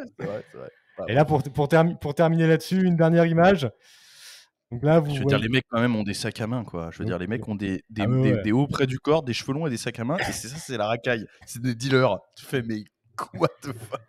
Et donc là, vous voyez des parents musulmans qui demandent à leurs enfants de piétiner le drapeau LGBT lors d'une manifestation contre le conseil scolaire du district d'Ottawa, Carleton, au Canada. Et puis c'est ça. C'est un des moments où beaucoup de musulmans et de blancs de droite au Canada se rapprochent. On va dire. Converger, ouais. Donc c'était ça pour terminer là-dessus. Il y a une histoire qui est quand même très très très rigolote. C'est qu'il y a de nombreux démocrates qui se sont réjouis de l'élection d'un conseil municipal à majorité musulmane à Amtrak, dans le Michigan, aux États-Unis, en 2015. Et depuis, ce conseil municipal à majorité musulmane a fait un vote visant à exclure les drapeaux LGBT des propriétés de la ville et on venimait donc les relations. Donc en gros, les Génial. démocrates ont voté pour des musulmans dans cette ville du Et Michigan. après, elle les vire. Et ensuite, ils ont fait interdire le drapeau musulman. Putain. Et là, tu les vois dans la salle d'attente pendant le vote. Donc à droite, tu vois tous les progressistes blancs. Et à gauche, tu vois tous les musulmans qui en peuvent Ouais. plus de la propagande LGBT. À gauche, tu vois tous les mecs qui ont des épiceries à Montréal. qui tiennent des épiceries à Montréal. Et à droite, t'as tous les mecs qui viennent acheter leur 8-6 à 3 heures du Ça, c'est matin. dans le Michigan, hein, pour préciser. Ah, c'est dans le Michigan. Ouais, dans le Michigan. Bon, allez. Sujet suivant ou Ouais, tu veux redire un truc? Passons au sujet suivant. Alors, actu, il y a un projet de loi et un rapport parlementaire en République socialiste.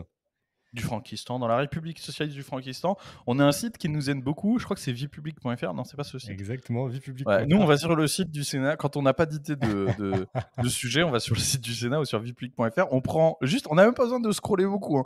Tu prends les 5, je lui ai envoyé les 5 derniers projets de loi ou rapports parlementaires et t'as 4 sujets dedans. Tu sais, c'est magnifique. Dans ce pays, toutes les semaines, il y a des projets de loi qui sont incroyables. Toujours plus de lois, toujours plus de lois. De toute façon, il faut bien qu'ils justifient leur salaire, comme tu disais. Des lois sur des lois pour légiférer des lois.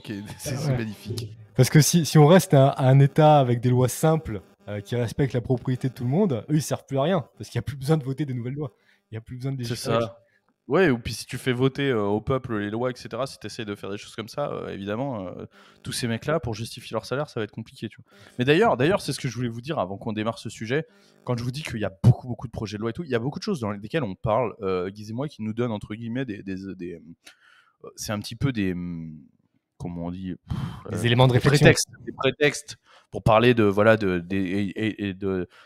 sur des éléments de réflexion, mais en vérité, ça ne débouche sur rien. Il faut comprendre que dans ce pays, il y a 10 lois par semaine qui sont proposées, il y a des rapports parlementaires qui sont faits, et genre, il y a un rapport parlementaire, voilà, le rapport est là, très bien, et rien. Voilà. C'est juste qu'il faut savoir que comme il y a des centaines et des centaines de mecs qui sont payés grassement avec l'argent public, il faut qu'ils justifient leur boulot, tu vois. Donc, ils font des exposés sur rien. Non, mais c'est vrai qu'ils n'ont aucune débouchée. C'est comme si vous étiez à l'école, vous avez 8 heures de cours par jour, mais il n'y a pas d'examen à la fin, il n'y a rien. D'accord ? Et donc, on vous fait faire des exposés pas notés, tu sais, genre juste pour occuper votre temps, tu vois. Et ben, c'est exactement ce qu'ils font. Ils font des DM et des exposés pas notés, tu vois. Ils font tout ça. Ils font tout ça avec votre fric, les gars. Ils vous volent votre fric pour faire du vent, pour faire de la branlette intellectuelle, pour pondre des rapports, des propositions de loi qui serviront jamais à rien. Ils viennent avec un chauffeur qui paye avec votre argent. Ensuite, ils se branlent la nouille toute la journée. Ils publient 3 paplards mal écrits sans intérêt. Ils ont fait une pause le midi pour aller manger au Fouquet's avec votre argent aussi. Et ensuite, ils rentrent chez eux dans leur 110 mètres carrés avenue Foch qui payent avec votre argent. Voilà. Et puis de temps en temps, ils embauchent leur femme ou leur fils ou leur cousin ou la voisine. Voilà. Et t'en as 1 sur 1000 qui tombe genre travail c'est du travail dissimulé, tu sais, genre ouais, y a pas de... c'est du faux travail et tout, emploi fictif. Mais vous êtes tous des emplois fictifs. Tu sais, c'est le même de Spider-Man qui monte la T'as un mec qui a un emploi fictif qui dit regardez lui, Fillon enculé, il fait des emplois fictifs. Mais tu es un emploi fictif, fils de pute. Vous êtes tous des putain d'emplois fictifs. C'est enfer, ils se montrent. Ah, c'est un enfer. C'est un enfer. Merde. Et ils vous prennent votre. En fait, eux, tout ce que vient de dire Baptiste, vous, pendant ce temps-là, vous avez du mal à boucler les fins de mois. L'inflation vous tape dans la nuque. Et puis, votre fille se fait siffler dans la rue pendant que votre fils a failli se prendre un coup de couteau la semaine dernière. Ouais. Votre grand-mère, elle fait l'hélicoptère dans la rue pendant ce temps-là.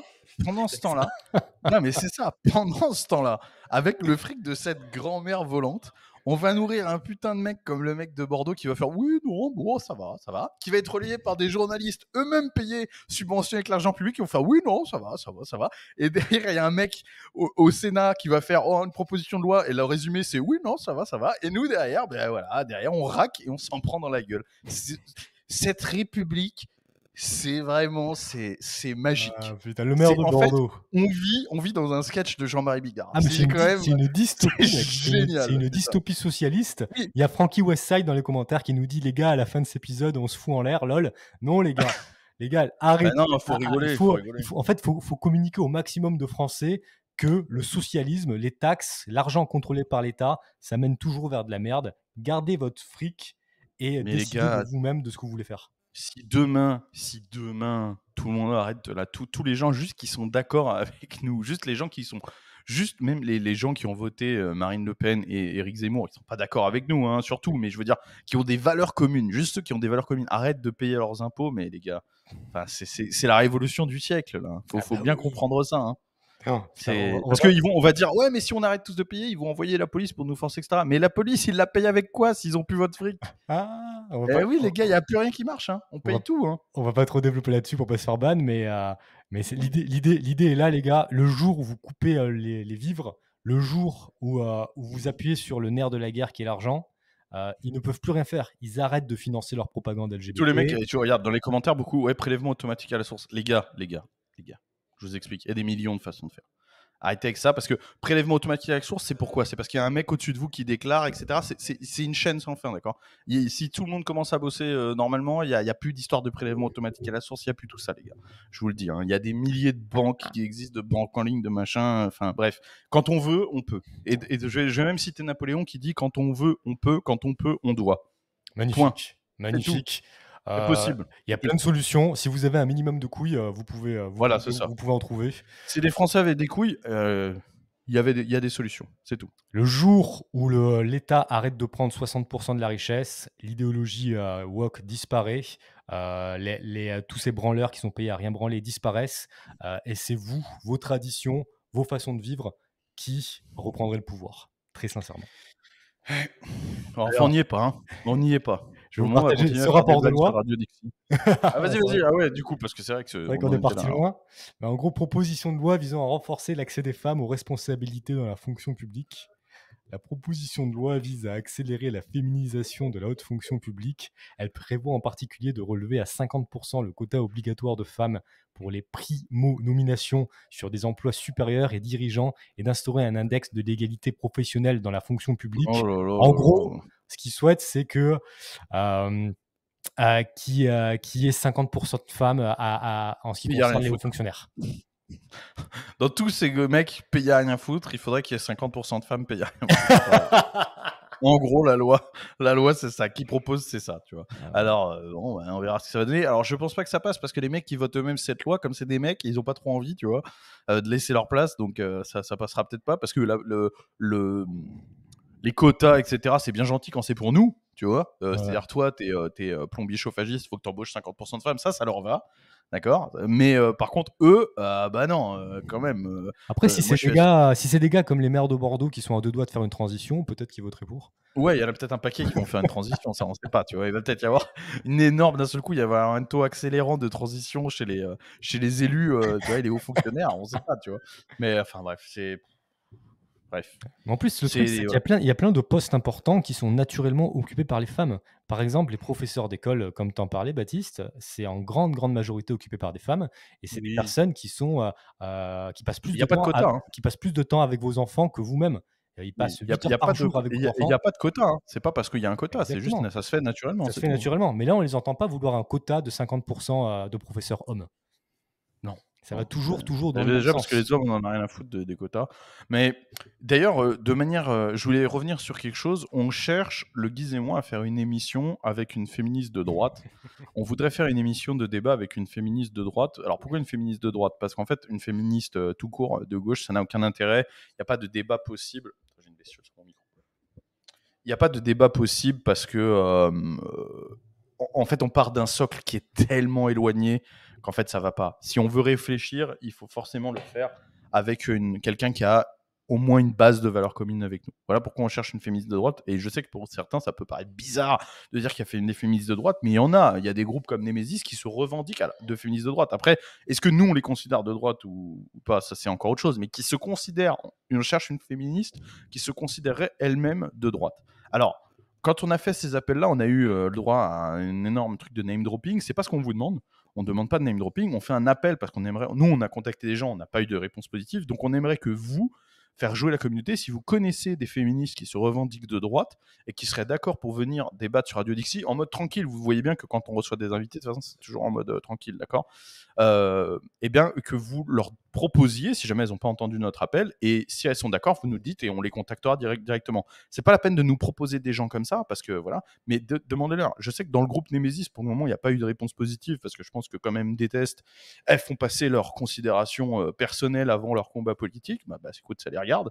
Mais voilà, si vous avez des gens... Alors, ça pourrait être super, quelqu'un de féministe, et nous, on serait tout à fait d'accord. On n'a aucun problème avec quelqu'un de Nemesis, et même qu'elle parle de son mouvement et tout. Je veux dire, elle serait là, elle aurait un droit de parole normal, et encore une fois, ce serait un débat tranquille, tu vois. Vraiment, sur plutôt quelque chose d'intelligent et de sympa. À chaque émission, à chaque Radio Dixie, sa balle perdue envers un ou une droitarde. Oui, mais voilà, mais quand elle serait là, on serait gentil, tu vois. Je te propose de passer à la toute dernière actu. Oui, ouais. Let's go. Encore un truc qui va nous permettre de rebondir. Alors, ligne intercité, train de nuit, RER, comment financer les transports ferroviaires?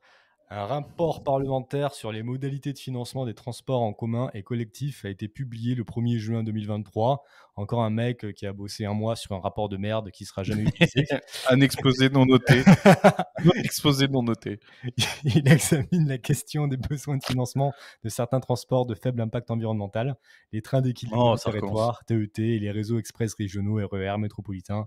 Le rapport rappelle que les transports, qui représentent 30% des émissions de gaz à effet de serre de la France, sont un levier d'action majeur dans la lutte contre le réchauffement climatique. Alors, qu'est-ce que t'en penses ? Ce que j'en pense, c'est que, en gros, si vous voulez que les gens utilisent un certain type de transport, il faut les convaincre de les utiliser. Oui, il faut le rendre attractif. Il faut le rendre attractif. Si vous voulez que les gens utilisent le train, il faut les convaincre par la parole, par l'argumentaire. Si vous voulez que les gens utilisent les 4x4, il faut les convaincre. Mais pourquoi est-ce que vous voulez utiliser la force de l'État pour obliger des personnes à utiliser un certain type de transport en commun ? Il faut privilégier les RER, mais vous avez déjà foutu... Est-ce que ces gens ont déjà foutu les pieds dans le RER ? Putain, mais... Non, mais c'est l'enfer, le RER. Tout le monde le sait. Et dans le rapport, il n'y a pas une ligne à propos de ça, tu vois. Personne ne va te dire, les RER, ça sent la pisse, il y a des agressions, c'est en retard, tout le temps, etc. Non, tu sais. C'est genre, ouais, mais c'est écologique. Mais super, mais tout le reste. Je veux dire, bien sûr, évidemment qu'il faut, si on peut privilégier les transports écologiques, si ça fait un changement, vraiment. Alors ça encore, c'est débattable, vraiment. Mais imaginons, partons déjà du postulat que ça puisse avoir un impact terrestre, parce que l'environnement, c'est terrestre, c'est pas juste français. Hein. Imaginons, ce que je ne crois absolument pas, mais imaginons que ça puisse avoir un impact. Encore une fois, il y a d'autres problématiques dans nos vies qui font qu'on ne peut pas sacrifier et dire bon alors ok, je serai en retard au boulot, ça va me coûter trop cher et je vais me faire agresser, mais au moins c'est bon pour l'environnement. Non, ça se passe pas comme ça en fait. Tu vois. Vous pouvez pas demander aux gens d'avoir une capacité de sacrifice si importante. Tu vois. Donc comme l'a dit le Guise, il faut rendre les choses attractives, il faut convaincre les gens au lieu de les forcer. Quoi. C'est le même débat sur tous les sujets écologiques d'ailleurs. Tout à fait. Mais vous savez que les gars, au final, c'est nous les bonnes personnes. Nous, on veut imposer rien à personne. On veut que les gens choisissent ce qu'ils souhaitent avec leur argent. C'est ces gauchistes, là, c'est cet enculé qui a écrit ce rapport parlementaire qui pense que le train, c'est mieux. Qui a jamais pris le RER de sa vie et qui a un chauffeur privé. Qui a jamais pris le RER de sa vie. Donc, cet enculé de gauchiste, là, lui, il pense que le train, c'est mieux. Donc, il veut l'imposer à tout le monde. Un vrai petit totalitaire.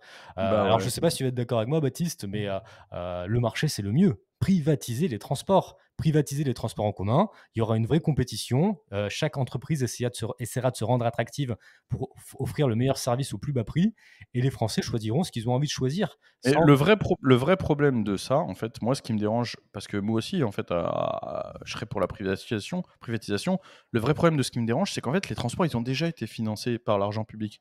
En fait, le problème, c'est que là, on a fait payer aux gens toutes les installations et après on va faire venir des entreprises privées généralement étrangères, vu qu'en France on n'a aucune compétitivité entrepreneuriale, ça va être des entreprises étrangères hein, évidemment, qui vont venir et profiter des installations qu'on a payées avec l'argent public. Mais en fait, ces installations, un vrai État libéral, ce qu'il ferait, c'est qu'il les vendrait à ces entreprises privées et il redonnerait l'argent aux Français.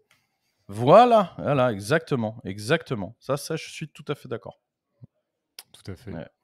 Donc, encore une fois, les gars, je vais faire mon libertarien, mais dès que quelque chose est géré par l'État, c'est de la merde parce qu'ils ont aucune compétition. C'est tous des fonctionnaires qui en font le moins possible. Ils en ont rien à foutre d'augmenter la qualité du service. Ils en ont rien à foutre de réduire le prix.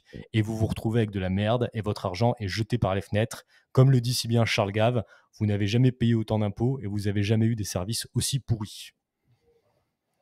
Ouais, et tu vois, par exemple, il y a des gens qui disent comme Vinci avec les autoroutes. Mais en fait, le problème avec les autoroutes, par exemple, c'est qu'en fait, là, on est typiquement dans un espèce de capitalisme de complaisance. Parce qu'en fait, les autoroutes Socialisme sont de privées. connivence. Ouais, voilà, exactement. Parce qu'en fait, les autoroutes sont privées, mais il n'y a pas moyen d'avoir de concurrence. Parce qu'en fait, l'État ne donnera jamais l'autorisation pour construire des autoroutes pour une autre boîte. Si quelqu'un voulait faire d'autres autoroutes moins chères, par exemple, il n'obtiendrait jamais les autorisations pour le faire. Jamais. Mais dans un Tu vois. monde libre, Parce que Vinci, ils font leurs autoroutes privées et ils autorisent l'État à mettre 50 000 radars dessus. Tu vois, il y a des deals comme ça en fait. Non, mais c'est ça en fait. Ouais. Il y a des deals comme ça qui font qu'en fait, voilà, du coup, qu'est-ce qu'ils font Vinci? Ils s'en battent les couilles, ils mettent les tarifs qu'ils veulent. Ce qui fait que les routes en France, elles sont ultra chères, mais parce qu'il n'y a pas de compétitivité. Chacun a ses lignes d'autoroute et tout le monde sait que personne va venir construire une autoroute parallèle en disant la mienne elle est moins chère. Eh non. Mais s'il n'y avait pas l'État, comment est-ce qu'on construirait les routes? On sait construire des routes sans l'État, les gars. Il y a des gens qui peuvent acheter des terrains, des voies à d'autres personnes pour en faire des autoroutes. Vous proposez un service où grâce à votre GPS dans votre voiture, quand vous passez, vous payez 2 € le passage. En fait, il y a plein de possibilités infinies pour que les routes soient gérées par le privé, pour que vous ayez des putains de bonnes routes avec des règles qui soient cohérentes, parce que pour attirer les gens, ils vont vouloir mettre des règles cohérentes. Ici, ici les routes sont publiques et gratuites, et en fait, il y a ce qu'on appelle des express lanes, qui sont des routes payantes et donc privées, et en fait, qui permettent d'aller plus vite. C'est-à-dire, en fait, quand c'est bouché, vous avez le choix de prendre une voie qui est parallèle, qui va au même endroit, qui fait les mêmes distances, mais où vous pouvez rouler plus vite parce que il y a déjà généralement les autorisations de vitesse sont plus élevées, et aussi parce que il y a beaucoup moins de monde vu que c'est payant, tu vois.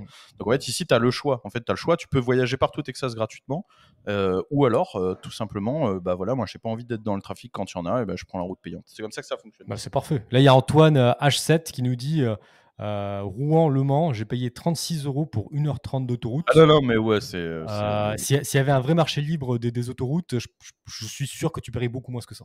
Ah, évidemment. D'ailleurs, ici, ça n'a rien à voir au niveau des tarifs. C'est beaucoup, beaucoup moins cher. Alors que c'est pas obligatoire en plus. Donc, justement, et d'ailleurs, je pense que c'est parce que c'est pas obligatoire aussi. Parce que, en fait, en France, il y a aussi le chose que c'est l'autoroute ou rien.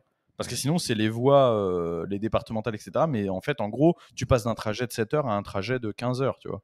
Donc, en gros, c'est plus. Tu vois, finalement, tu étais obligé. C'est-à-dire, tu as le choix entre l'autoroute privée payante ou rien. Et cette autoroute, elle est ultra chère. Donc, voilà, il n'y a pas le choix parce que tu n'as même pas le choix entre différentes choses. Et d'ailleurs, je vous invite à faire une observation facile. Chaque fois que vous êtes bloqué sur une route comme ça, que ce soit une route publique ou privée, que vous êtes dans les embouteillages, regardez le nombre de voies qu'il y a et ensuite regardez à côté de l'autoroute ce qu'il y a. 80% du temps, il n'y a rien. Vous êtes sur 2 voies alors qu'il y a un trafic monstre, et à côté, c'est des terrains en jachère. Parce qu'en fait, ils n'ont pas besoin d'acheter les terrains à côté pour faire des voies supplémentaires. Ils pourraient faire des 4 voies. Il y a énormément d'endroits en France où tu as un truc central où il n'y a rien, où tu as la place de faire 2 voies, et où à droite et à gauche, tu n'as rien. Mais ils n'ont pas besoin puisqu'il n'y a pas de concurrence. C'est-à-dire leur route, elle est bouchée H24 et elle coûte 35 €. Mais on va pas se faire chier à acheter les terrains à côté et à proposer un meilleur service puisque de toute façon, on est tout seul. C'est ça, mec. C'est aussi simple que ça. Parce que vraiment, je vous le dis, la plupart du temps, quand vous êtes sur une double voie, il y a la place de faire une quadruple voie. Vraiment. Faut pas croire qu'en France, il n'y a pas de voie. Regardez à côté des routes ce qu'il y a. Il n'y a jamais rien. Il y a des fossés avec rien. Rien. Une voie supplémentaire, c'est chose à dire. On a réussi à faire un périph' à 4 voies dans Paris, allô, c'est l'endroit où il y a le moins de place au monde. Tu vois. Vous n'allez pas me dire que dans les autoroutes qui traversent la Normandie ou la Creuse, il n'y a pas la place de faire 2 voies supplémentaires. Putain, non mais... Ah, les routes en France, ça rend fou. C'est entre les radars, le prix, les machins. Puis alors, dès que c'est une route publique, bon, alors là, c'est Space Mountain, parce que c'est même plus des nids de poules, c'est des nids d'autruche qu'il y a dessus, tu vois. C'est insupportable. La route en France, quand tu fais beaucoup de routes, c'est un truc à devenir fou. Moi, c'était un des plus gros sujets de mon stress quotidien, c'était ça, parce que je faisais énormément de routes. Et en fait, entre les radars... Alors moi, il faut savoir que sur mon permis de conduire en France, j'étais à moins 130 points. C'est vrai. J'ai arrêté de compter à moins 120 et quelques. Parce que c'était pas possible. En gros, tu conduisais sans permis.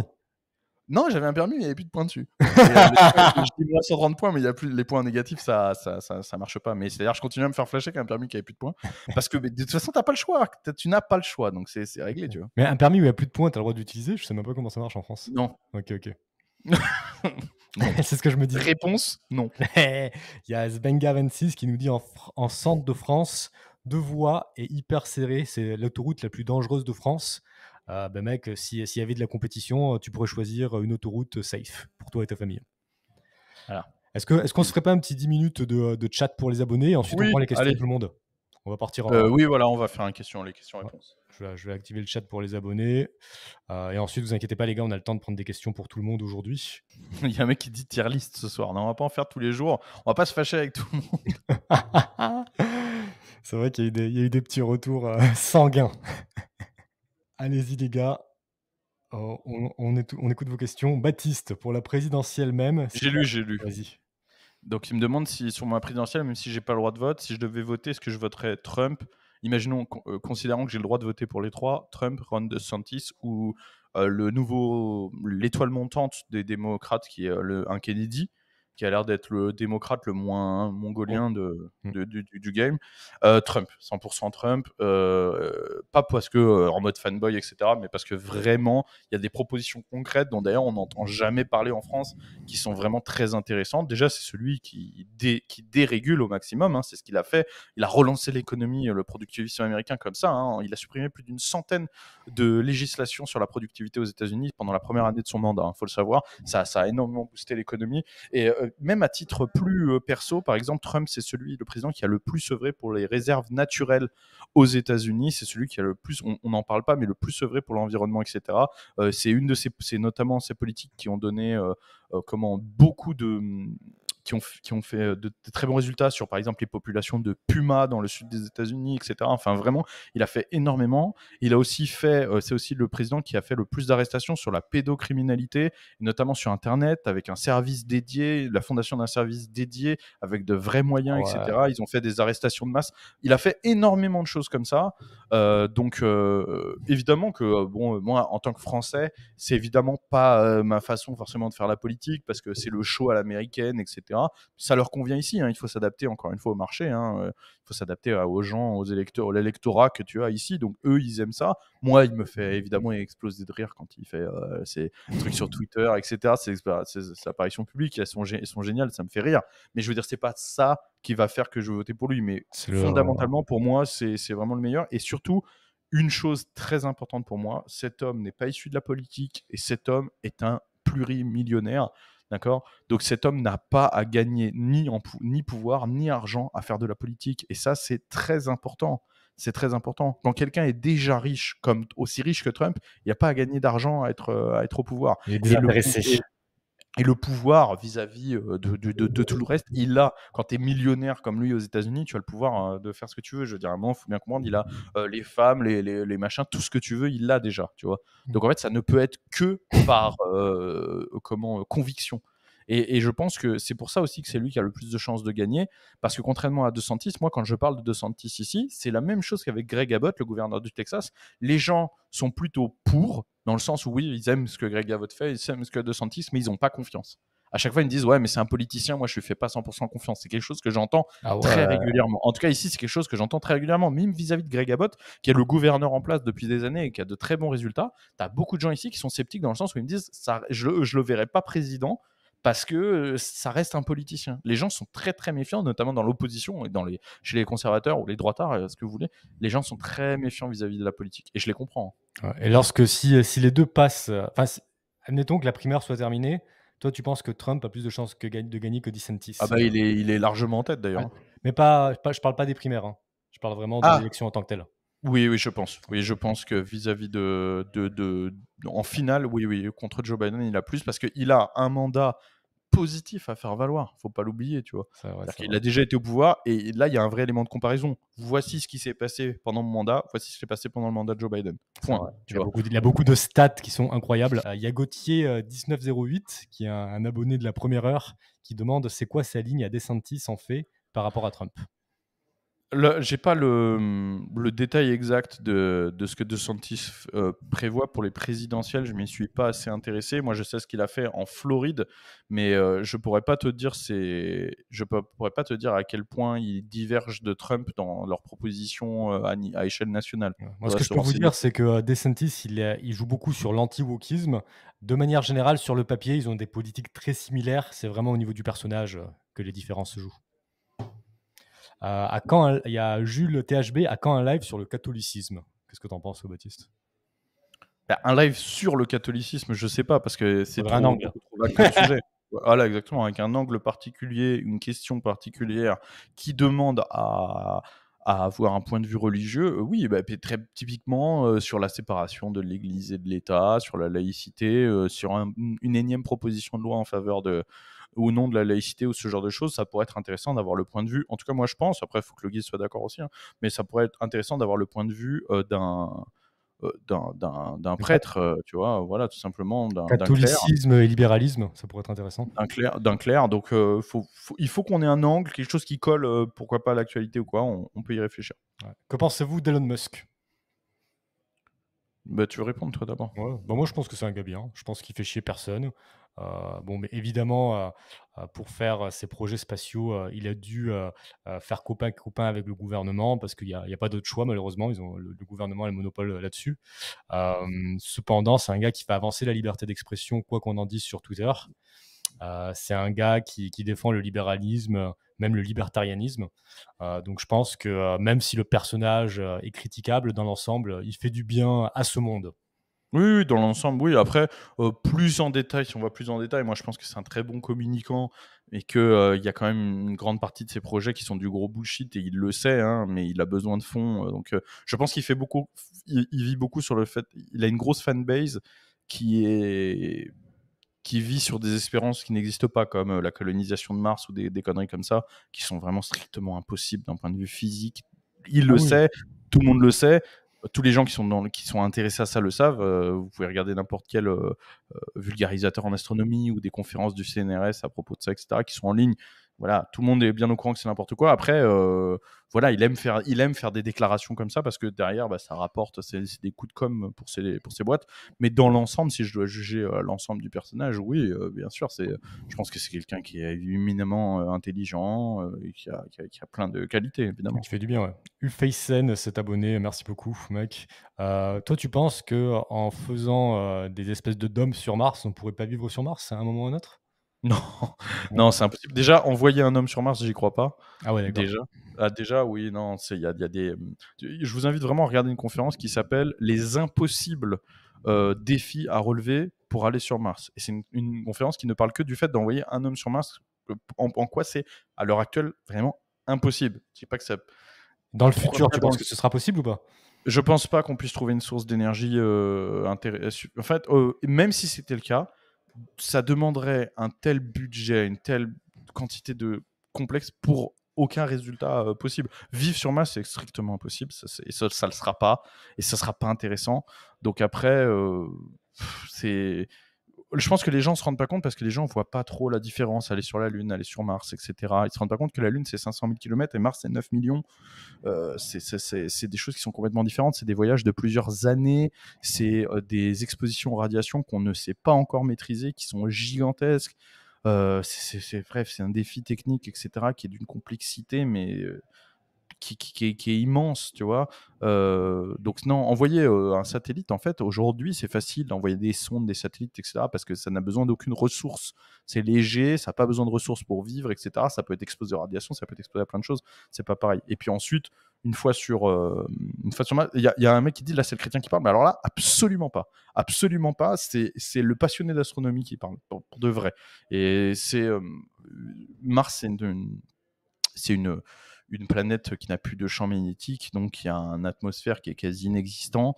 Donc en fait, il n'y a rien là-bas pour y vivre. Vous imaginez pas, en fait, quand on parle de terraformer, etc., là, on est dans la science-fiction, parce qu'en fait, il y a des choses qui sont très pragmatiques, qui sont comment on envoie du matériel, tout simplement, des quantités astronomiques de matériel, des charges en tonnes, je parle en poids, qui sont tellement, tellement, tellement astronomiques, qu'il faut des quantités de carburant et des vaisseaux tellement gigantesques qu'on n'a pas les moyens de faire ça. On ne sait pas faire ça.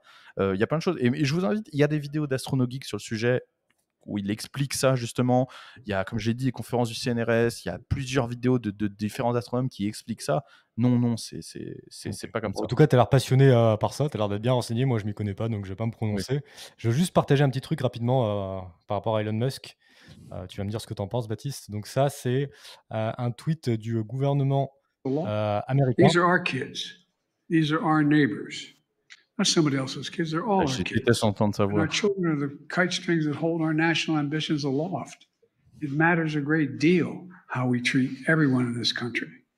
LGBTQ Americans, En especially gros, children. You're loved, t'entends Joe Biden qui heard. dit ce sont nos enfants à tous, on va faire attention à eux, Oui, aux enfants Aux LGBT. LGBT. Et Elon Musk qui répond You are the government, they are not your kids. Vous êtes le gouvernement, ce ne sont pas vos enfants. Ouais, pas faux. C'est pas faux. Ça, c'est un truc très très important, mec, aussi dans le libéralisme, c'est que c'est toi qui décides pour tes enfants. C'est pas au gouvernement de dire ce qui est bien ou mal pour eux.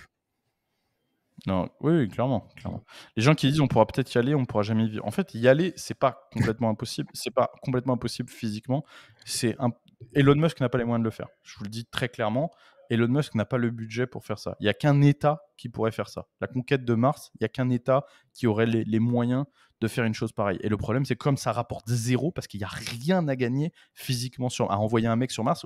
Envoyer un homme sur Mars, ça ne rapporte rien de plus qu'envoyer une sonde. C'est même moins. Et ça coûte beaucoup plus cher. Et c'est beaucoup plus compliqué. Et c'est des risques énormes que tu fais risquer à l'astronaute en question. Pour rien, pour aucun résultat rendu à part de la com, mais il n'y a aucun État qui va s'en sortir. Je rappelle que. Est-ce qu'il n'y a pas des gens qui pensaient la même chose il y a 70 ans sur les satellites, par exemple? C'est impossible, ça rapportera pas d'argent. Non, parce qu'il y a plein de choses. Non, mais pas le milieu scientifique. Le milieu scientifique ne disait pas il n'y a rien à gagner à envoyer des satellites. En fait, à un moment, le grand public, si t'es pas. Oui, certainement, quand t'es pas. Quand tu connais rien, je veux dire, d'un point de vue extérieur, ça peut paraître la même chose, mais c'est pas la même chose. D'accord ? Si je vous dis. Il y a des gens qui pensaient qu'une voiture. En gros, c'est ça. Il y a des gens qui pensaient que faire avancer une voiture à 100 km/h, c'était impossible. D'accord ? Donc, on peut faire avancer une voiture à la vitesse de la lumière. T'as raison. T'as bien raison, mec. C'est la même chose, c'est la même différence, c'est la même proportion de différence, en fait. Ouais, c'est-à-dire que oui, 100 km/h, c'est possible, 200, et même avec des dragsters, 500, etc. Mais la vitesse de la lumière, non, parce que physiquement, pour les seules choses qui peuvent aller à la vitesse de la lumière doivent avoir une masse nulle. Une voiture ne pourra pas avoir une masse nulle. Je vois ton point, il n'y a pas de rapport logique entre les deux, ça c'est direct. Oui, c'est pas rationnel de dire ça. Il y a une question qui est revenue plusieurs fois là de Upsipop. Alors, je ne sais pas si tu vas comprendre de quoi il parle. Baptiste, tu penses quoi des mouvements militaires qui ont été aperçus aux États-Unis récemment ? Mais je n'entends parler de ça que par des Français sur Twitter.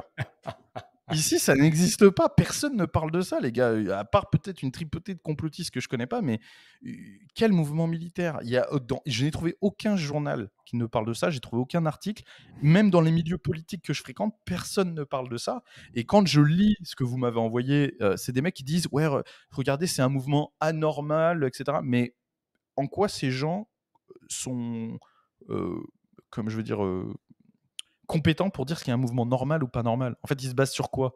Peut-être si vous prenez l'autoroute et que vous voyez un énorme convoi des spahis qui vont s'entraîner à Mourmelon, d'accord ? Vous allez dire oh là là, ils déplacent des blindés, etc. C'est anormal, c'est pas normal. Mais vous vous basez sur quoi ? C'est parce que vous n'avez jamais croisé un énorme convoi du premier spahi ? Bah oui, mais c'est pas pour ça que c'est anormal. Ils vont juste à Mourmelon pour s'entraîner, ça arrive. Donc ils emmènent des blindés, etc. Tu vois ? Donc en fait là, les histoires de machin, je dis pas que c'est pas vrai ou que c'est vrai ou quoi, mais en tout cas ici. Silence radio, c'est pas du tout une discussion. En tout cas, moi, je n'ai aucun écho, les gars. Donc, et puis, alors après, on m'a envoyé des trucs, ça part en délire extraterrestre et tout. Il y a une question là rigolote. Est-ce que tu connais des Américains qui pensent que la Terre est plate ? Non, parce que je fréquente pas les débiles mentaux, mais j'imagine qu'il y en a, hein, puisque je crois qu'il y en a même plus aux États-Unis qu'en Europe. Et déjà en France, j'en ai déjà eu. Hein. J'en connais. Donc, je connais même. Vraiment, je ne le citerai pas parce qu'en gros, c'est pas à moi qu'il a dit ça. Donc, je ne citerai pas pour foutre la personne à la merde, mais il y a même un YouTuber français qui croit que la Terre est plate. Est-ce que moi je le connais, tu penses ? De nom seulement, ouais, je pense. Ok. Donc, ça arrive. Mais bon, il en parle pas parce qu'évidemment, tu vois, tu passes pour un. Voilà. Mais la Terre plate, c'est. Ouais, c'est incroyable. C'est Il y chelou. a Mahmoud J'ai rencontré un mec qui croyait au Bigfoot une fois. Voilà. Il a croisé sa belle-mère dehors au chalet un jour, il a cru que c'était le Bigfoot. Voilà. Il y a Mahmoud du 13 qui est, je vais commencer par la fin de son message. Merci pour ce rendez-vous hebdomadaire, un vent d'air frais dans cette dystopie communiste. Bien dit. Comment se mettre à la chasse lorsqu'on ne connaît personne autour qui pratique? Est-ce que c'est comme pour la pêche? Non, pour la chasse, oui, bah déjà, bon, de toute façon, le premier truc, il va falloir, vu que tu es en France, il va falloir tester ton permis de chasse. Après ça, tout simplement, il y a énormément de groupes qui existent, Facebook, partout et tout. Je l'avais dit sur le live que j'ai fait sur YouTube avec Jonathan Clermont, c'est pas difficile de rentrer en contact avec des mecs. Si tu dis salut les gars, je viens d'avoir mon permis de chasse, je cherche des gens dans tel département, etc. Tu vas avoir plein de gens, c'est un milieu super ouvert où les gens ils vont sans problème vouloir t'aider. Super. Est-ce que toi, tu penses qu'on a été sur la Lune quand même? Ah, évidemment. Non, mais c'est pas je pense qu'on a été sur la Lune, je sais qu'on a été Je sur sais, la ouais. Lune. Et vous pouvez vérifier vous-même, en fait, avec un télescope. C'est aussi con que ça. Si vous connaissez quelqu'un qui est bien équipé avec un télescope d'astronomie, avec un bon télescope, vous pouvez voir le rover, vous pouvez voir les Ah choses. oui, d'accord. C'est complètement con, tu vois. C'est bien sûr qu'on a été sur la Lune. Ok, bah parfait. Bah, écoutez, je vais remettre le chat pour tout le monde et puis on va finir le live dans quelques minutes.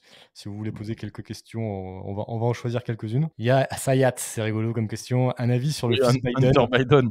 Where is Hunter? Oui, bah, un avis. Le problème, c'est sur quoi ça va déboucher, quoi, tu vois. C'est que c'est un truc qui aurait pu faire un énorme scandale et puis qui est passé.